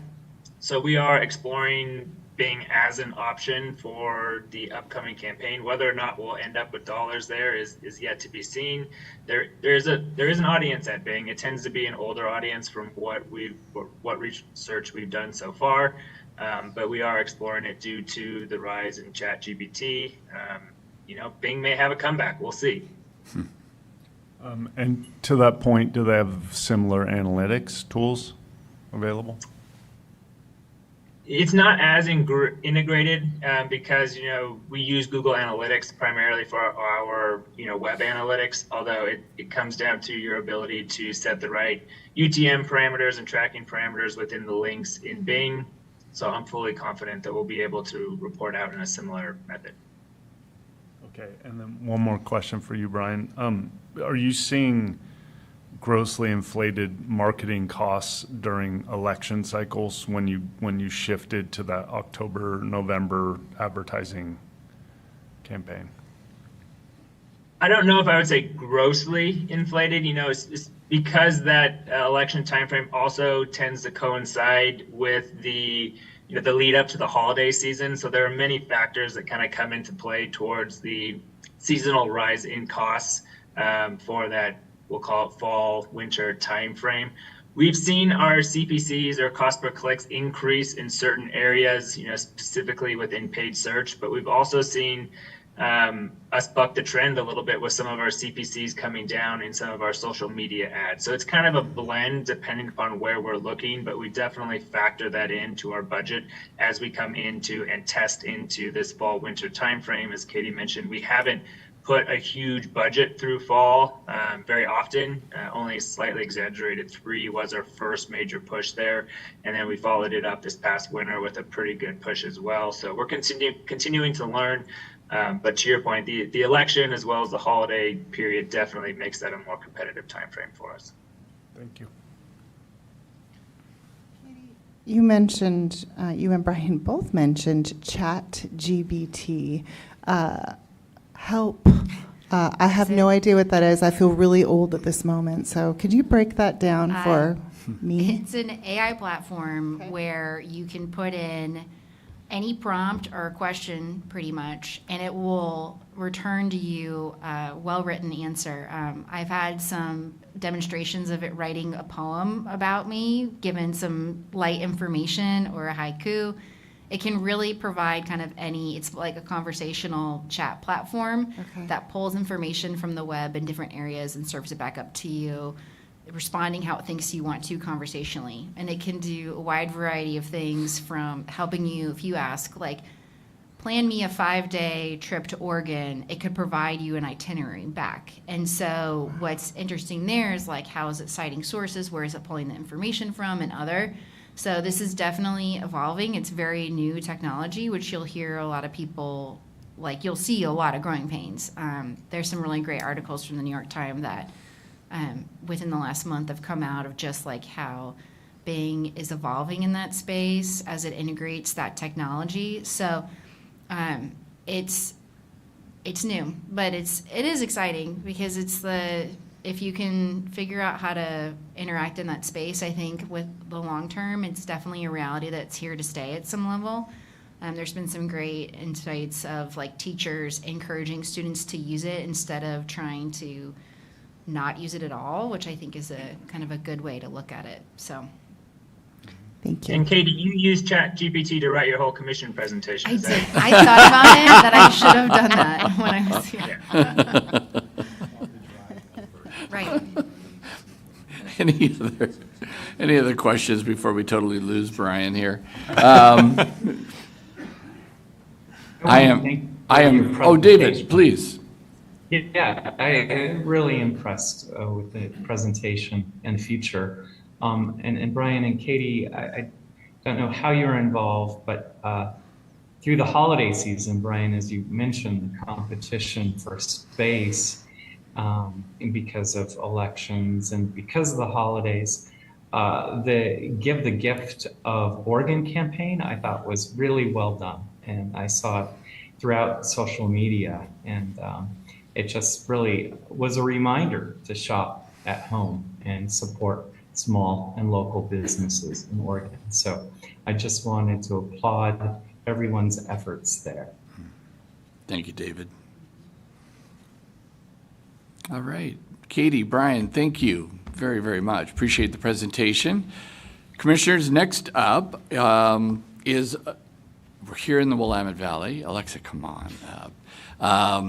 But as we are here in the Willamette Valley, it's a nice opportunity for us to kind of pause and take in the great work that's being done here in partnership with our regional DMO, the Willamette Valley Visitor Association, our staff, and many other partners. And so to give us an update on the Willamette River Recreation Studio, I'm going to turn this over to Alexa. Alexa is no stranger to commission meetings. I think all of you have had a chance to see her present in the past. She's our Director of Community-Based Services at Travel Oregon. And as soon as the technical teams sort this out, we'll get Alexa up there. And Alexa, I will defer to you to introduce our guests that are joining you. But Katie and Sean, thank you for joining us today. I will at least do that preemptively. There we go. Good morning, commissioners. Good morning, Todd. It's great to be able to see you today. We've got so much to be able to share with you. I think we are going to be mindful of time too, so I'll try not to go too fast, but respectful of that. So Todd mentioned earlier that there's the secret sauce, and that's the ability to collaborate with our DMO and our DMO partners. And I feel like this example today is going to be something that really showcases that, which is a collaborative steering committee that's representative of so many different partners. So we're going to talk through the Willamette River Recreation Studio and some of the outgrowths of that. If you remember reading about this in the commission report 3 years ago, it's because it's taking that time to be able to build upon. So the studio process is not something that any of you are not familiar with, but we hit very specific outcomes when we were looking at the Willamette River. So some of those outcomes were really focused on the sustainability aspect of looking at visibility and looking at what livability for community members can be like, in addition to enhancing your river recreation areas. So we were looking to develop more streamlined experiences, being able to build in guiding opportunities, being able to highlight some of those best practices to create a really solid Willamette River experience, both for locals and for visitors. And so we were looking at building some of those connections and that river access, some of the infrastructure components, while also enhancing some of the communication and building out really a robust collaborative network that builds upon something that the Oregon State Parks has been working on for multiple decades of building collaborative partnerships. So we are taking that to the next level with more action. What we were really working towards was ensuring that we were creating a really collaborative river environment, that we had solid infrastructure, we are connecting with businesses. We wanted to build that river culture, especially since this is a large geographic region. This is something that we're trying to ensure that we have solid assets to be able to promote, but also that are really solid for locals that are wanting to experience this too. Because as we're going into this strategic vision and combining management and stewardship with development priorities, this is something that we can really enhance because it's an asset that so many people are connected to within our state. So to be able to actualize on this, we had quite a robust steering committee of stakeholders that are from all over the Willamette region. So we're very fortunate to have partners here with us today, as well as several people that are in the room that are part of the steering committee. And this was made up of DMOs, your RDMO, city, county, stewardship organizations, individual businesses, a lot of your parks and recs districts throughout the area, and then a number of individual parks and stewardship through Willamette River Keepers. So quite a robust group of people. And that's really kind of the catalyst that when you're building these relationships and creating these connections together, we're able to achieve and accomplish so much more because we're breaking down some of those silos. So going into that, many of you are familiar that we have a very robust process, and you might see spring 2020 in this. We were very excited to have that real height of the program, which was building the community engagement process in, that many of you have been a part of. And as you can expect, we were doing a lot of different engagements with these stakeholders. We were going to have so much great engagement in person, and that did not work out. That did not happen for us. So at the same time, with COVID happening, we weren't able to get into those stakeholder engagement sessions, but we had a really robust steering committee. So we looked around and considered, what is it that we can look at going forward that could be tangible? What can we still do and not let COVID as a pandemic derail us because we had so much capacity, even if capacity was a bit down because so much was in turmoil for a lot of folks. We were also experiencing something very different with our recreation experiences, whether you're on the Rogue, the Coos, Deschutes, even the Willamette. A lot of these rivers were experiencing very heightened river recreation from a lot of new users, which is good, but also a lot of these folks are newer to the river experience, so there's also safety and messaging challenges. There's user conflicts around some key areas. There's road access, especially for first responders. Some of those management challenges were really well experienced on the Willamette River, and it was a good case study for us of how do we take this and make it different going forward. So there was a strong need for collaborative partnerships. So while we were hoping to be able to do this studio process, that obviously was scratched, but we were able to gauge and bring together a lot of different stakeholders for creating a river recreation strategy that is built off of that entire steering committee. So we developed action teams, built in some capacity commitments from a number of stakeholders, and found some catalytic projects that Katie is going to be highlighting for us in just a moment so that we could get cross-jurisdictional investment that were able to be implemented across multiple years. So Katie McFall, who is with the Willamette Valley Visitors Association as their communications and programs manager, is going to be sharing those with you guys today. Thank you.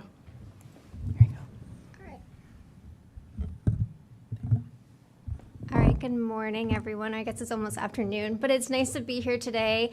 And thank you to Alexa for prefacing, the overall kind of outlook of what we were trying to do. And I'm going to dive more into the specific tactics that we worked on. Something first that I want to highlight is that the Willamette River is a large body of water from Eugene, Springfield, all the way up into the Columbia. And so a key priority going into this working group was that we were representing the entirety of the river. So our jurisdiction is, as bounded by our tourism destination, and Parks and Recs departments have their different jurisdictions, but our role was to represent the entire region. So as Alexa highlighted, we didn't do in-person engagements, unfortunately, but in the summer of 2020, we saw, like she mentioned, record use and a lot of management issues. And so that's when the steering committee had kind of emergency meeting because we were hearing about things on the river of excess trash.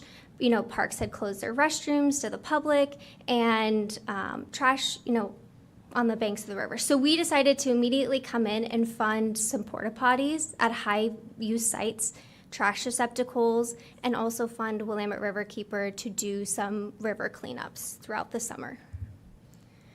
So following that, we met in fall of 2020, which was kind of like a reprieve a little bit after the crazy, 4 or 5 months that everyone had. And we decided to set some outcomes looking ahead to summer of 2021 as these things take time to build. So we set the priorities of a safety messaging toolkit and a PR and marketing initiative aimed at, some prevention for summer of 2021, DMO landing pages, and some river safety messaging. So I'm going to kind of dive in and talk about each of those specifically. So the River Recreation Toolkit was really aimed at assisting our partners with being able to talk about the river and make sure that we're all consistent in our messaging as to what we're telling visitors and people that are looking to recreate. Because that was something that when we evaluated it, people were telling people different things. Some people made points of saying that you need a life jacket, others didn't. So making sure that there was consistency across agencies and of course partners up and down the river. So with that, we adapted the Take Care Out There messaging toolkit and we adapted it to river recreation. As you can see, we made the little beaver have a life jacket, which is really cute. And so with that, we had social media tiles and kind of plug and play for like OPRD used it, the Marine Board used it, Travel Oregon used it, we used it, so other kind of statewide partners. The next kind of initiative was a PR and marketing push, which was actually really fun. We partnered with the Marine Board to talk about river safety as well as the Willamette Water Trail before the summer season began. And so we were almost on every single news station before Memorial Day talking about the river and how to recreate safely and wear your life jacket and all those different components. And it tracked really well, and I think that those little campaigns are fun. There it comes. Simultaneously, in the spring of 2021, there was the Travel Oregon Destination Ready Grant program that was unveiled. And so we, on behalf of this full steering committee, applied for a $50,000 grant, which we were awarded. And it dovetailed nicely into the work that we were doing in preparation for summer of 2021. And so we did a bulk order of over 800 life jackets, which were distributed to different land managers up and down the river. We installed 5 life jacket kiosks, which were built and installed before summer season. And on the kiosk, there's an Oregon State Marine Board sign that typically was only in English, but we also worked to translate it in Spanish and English. And we also funded Willamette Riverkeeper to do trash cleanups before summer season. Typically, they did their cleanups in the fall, but with the huge kind of influx of trash from 2020, they stepped in and removed thousands of pounds of trash. And lastly, with Willamette Riverkeeper as well, we funded some marginalized BIPOC paddle programs to help underserved populations and youth kids get out there and experience the river that maybe have never had kind of those opportunities. So that was kind of summer of 2021. And then we reevaluated again, and something that continuously came up in many of our conversations was it would be great if there was a locker system where people could tie up their boats or lock their boats and walk into a community and, you know, have lunch, grab a cup of coffee, have a beer, and then go on their way back down to the river and paddle on. And in doing research, there really wasn't a lot out there on the market, and so we reached out to OSU, and the project was picked up by the Prototype Lab. And so that's an advisory kind of group and a student working with a professor. And they designed a locker system for us, and we gave them, you know, prior to a list of all of our requirements. And so the first locker system was installed in Independence over the summer. And as you can see there, there's a picture of it. And it can store 2 kayaks or 1 canoe. And then to the right, you can also see you can store your life jacket, dry bag, and any other personal belongings. And so we're still kind of working out some of the kinks of it, but hoping to expand the program and have more communities up and down the river have a locker system to have continuity up and down the river. And a more recent project as well is we've been working on water trail signage. I'm sure all of you have paddled the entire length of the Willamette River, so know that where all the signs are. But if you do paddle, you'll notice that there is inconsistent signage, and it's very sporadic and randomized. And that was something that was kind of confusing for visitors, and also something that was hard for OPRD and land managers to know where signs were. And so we gathered an inventory of where those signs were, and we decided to put mileage signs about every 10 miles. And on those mileage signs also lists the location that you're located at, and then also the amenities that are affiliated with that site location. So if there's a picnic table, there's a little picnic table. So these are for people that are paddling the river, can know what amenities are at that site, or a restroom, or whatever it may be. So these signs are you know, Corvallis has taken a couple all the way up into Lake Oswego. So every 10 miles there will be a river sign, which is really exciting. So that's a more recent project. And I will say that the group that's most excited about that is actually law enforcement, because they find that when people are in, you know, need assistance, they actually don't know where they are. And so it's a better way to help people know where they are.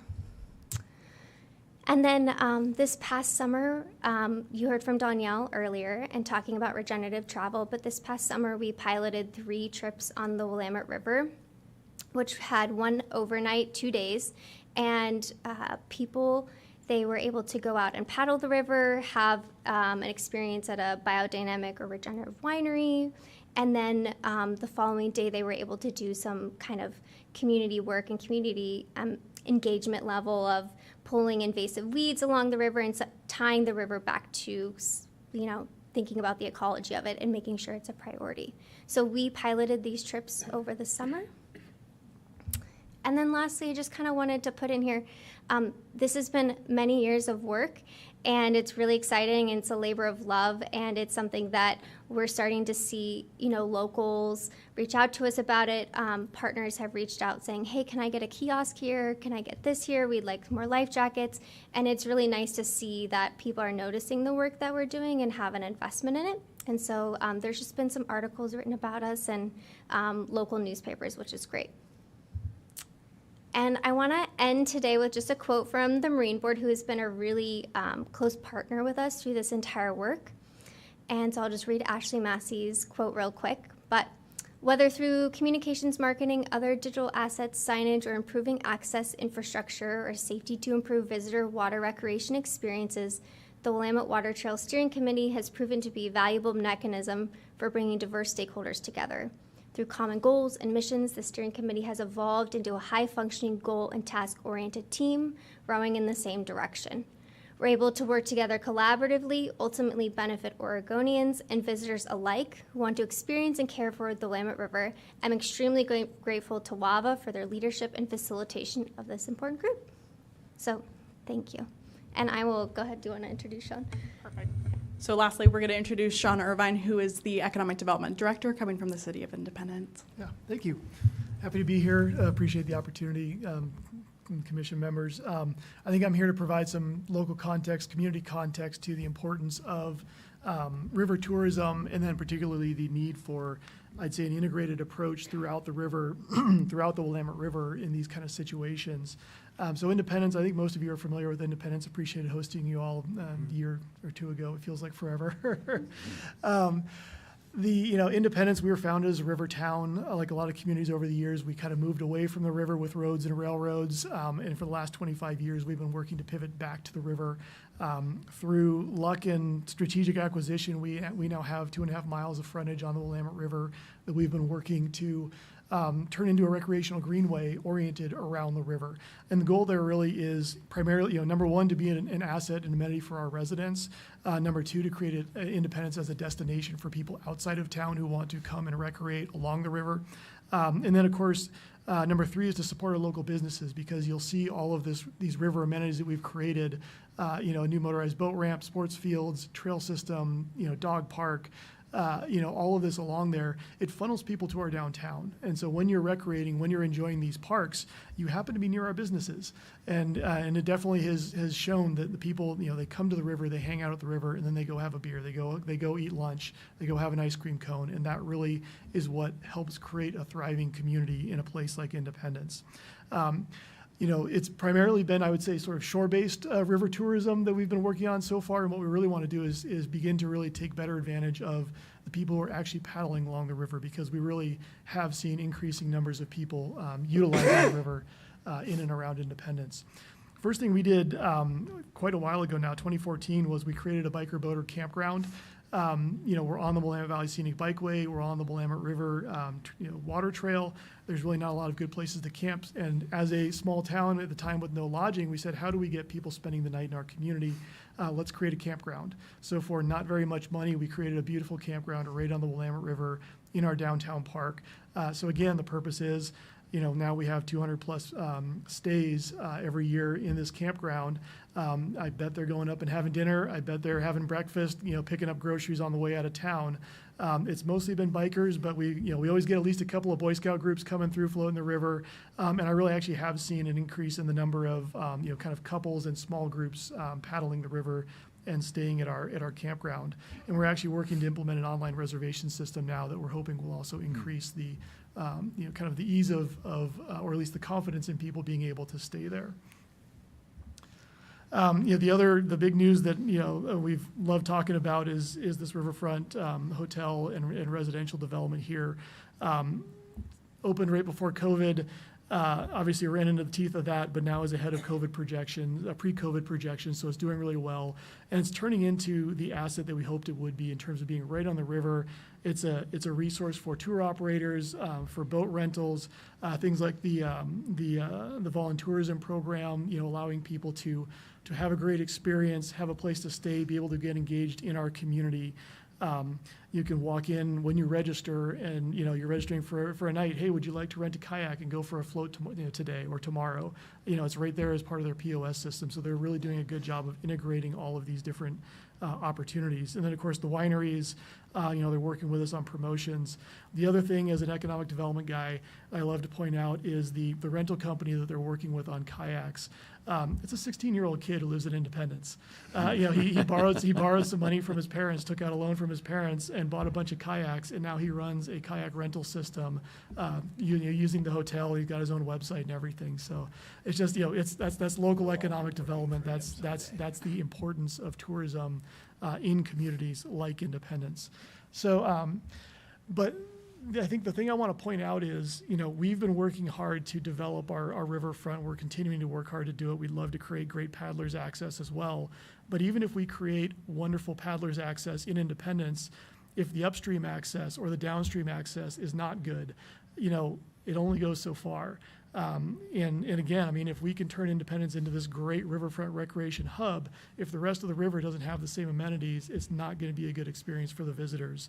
And just, I grew up floating the rivers in Oregon. I've been floating the rivers since, as long as I can remember. So it's easy for me.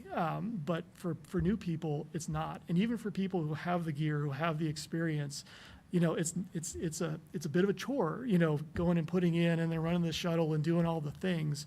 So I think the thing I like about the tourism studio process is, the need to make things easy for the visitor, to make it easy to get there, to get on, to get off, to pause in a place like Independence, go up and have lunch or, have a drink or something.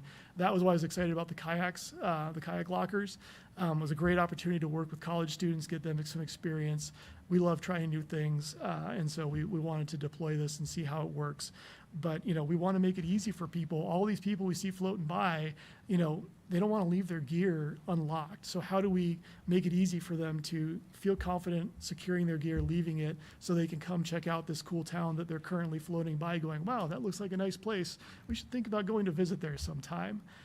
So for me, that's really the value of this whole tourism studio process, is getting all of these different individual locations integrated into a uniform system, making the user experience easy from start to finish, which is what's going to make them come back again and again. And that's the end of my comments. Perfect. Thank you. That's it for us. Thank you. I'm only going to very quickly add one thing besides thank you to all of you. It truly is, as you said, Alexa, it just is indicative of the power of these relationships,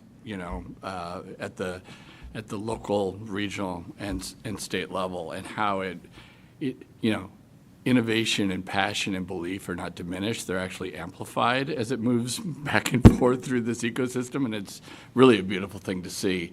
Several years ago, I remember standing on the banks of the Willamette River with Sean. There was no Independence land. There was nothing there, and you've probably heard me say before that my wife and I have enjoyed going over there, especially on the 4th of July. They do a great fireworks show. They have concerts in the amphitheater, and they bring in the food trucks. And I remember standing there with Sean one time going, a hotel. Man, you need a hotel. He goes, without missing a beat, he goes, Todd, give me a year. And so we did, and it gave them a year, and they broke ground and had the privilege of being able to be there when you broke ground and cut the ribbon on that property, and then subsequently bring our commission there.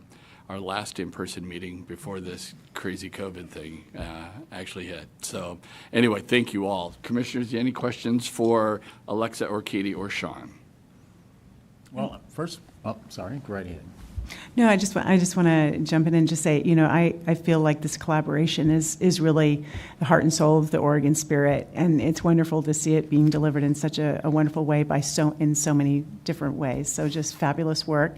I also hope that the 16-year-old leaves the kayaks and starts the shuttle service. I'm sure that's in his future, and a purebred Vanderbilt there. I'm wondering, is there a map of the river trail, so is that something we can get access to? Willamette Riverkeeper, who's been the key partner in all of this work, they're really like the stewardship organization of the committee, and they have a map that you can get on their website, and they're updating it right now, but it will have the full river, both. They used to have it divided into 2 maps, but they're making it into 1 map. Is it something that Travel Oregon can get access to? Because that's what, wonderful. Definitely. Thank you. Okay, great presentation by all 3 of you. I will say this. I am curious, though, from a safety standpoint. I think you mentioned that you collaborated and been working with the enforcement. Would love to gather some information on what the incident rate may look like in terms of has it dropped with river access. For me, I think that's a critical piece. The other part is the signage you mentioned. I think that's wonderful. Great. And I have to be careful how I say this with Todd here. I actually go through Independent a lot and from time to time stop there to get a bite to eat and what have you. Once in a while I ride my bike through the area. But I never knew there was a bike campground there. So that I'm going to have to stop and take a closer look at as well. And I'm also curious about, with what you've got going on there in your Salem, are there any other priority or projects that you're collaborating together? Yeah, so I can touch on the first question about fatalities and drownings, and I should have highlighted more, but one of the reasons that we moved to more of a safety kind of management response was because during the summer of 2020, on the Willamette River, there were more drownings on the river than there had been since like in 1960. So it was kind of like that's where our energy should be going. Instead of trying to drive more people here, let's think about how to manage the people that are here and make sure people have access to be safe on the river. And in 2021 and in 2022, the fatality numbers like significantly dropped. And that could just be because of usage changing in the pandemic, but we did see a significant drop on the river in fatalities. Good. Yeah, go ahead. Going to your third question, in terms of future projects and what the priorities are, there's an expansion of the toolkit, so building on that information that's already been built, but there's also an inventory that really Katie, along with the Oregon Marine Board, is instituting to do an assessment based off of the different sub-regional aspects of the river to look at infrastructure to figure out what is next, where should investment be made, what do we need to look at to be able to expand that river recreation experience. So we'll have those results hopefully in the coming year. So appreciative of your time. Thank you all. All right. Thank you all very much. And with that, Chair Boyles, I will yield the meeting back to you. Very good. Thank you, Todd. So we are coming to the conclusion of our meeting. I would ask if commissioners have any other business announcements that they would like to make. All right, then. I have several. My term on the commission will end this coming June, which means that there will be at least one lodging position open to be filled during the upcoming executive appointment process. Information was sent recently in the Travel Oregon newsletter. Applications for appointment to the commission for this round must be submitted by March 13th of this year. Once submitted, applications are kept on file for 2 years, so applications submitted for this round will be eligible for future consideration for that period of time, 2 years. Appointment to the commission, I can speak from personal experience, is an honor and a great way to serve the industry and the state. So I hope some of you in this room will consider applying and encouraging others that you know to apply who have an interest and would help accomplish the work of Travel Oregon and the commission. Should you have any questions, please feel free to seek out Todd or Sarah or look at the executive appointments section, executive appointments page on Travel Oregon's industry website. So our next meeting will be April 3rd in Portland, just ahead of this year's Oregon Governor's Conference on Tourism. To our industry partners who have not yet signed up to attend this year, I encourage your participation. The Travel Oregon team is again facilitating some outstanding educational sessions focused on topics that you, our partners, have indicated would be helpful and informative. It'll be a great opportunity to come together in person for this collaborative event. And so with that, we are adjourned. Thank you all for a great meeting.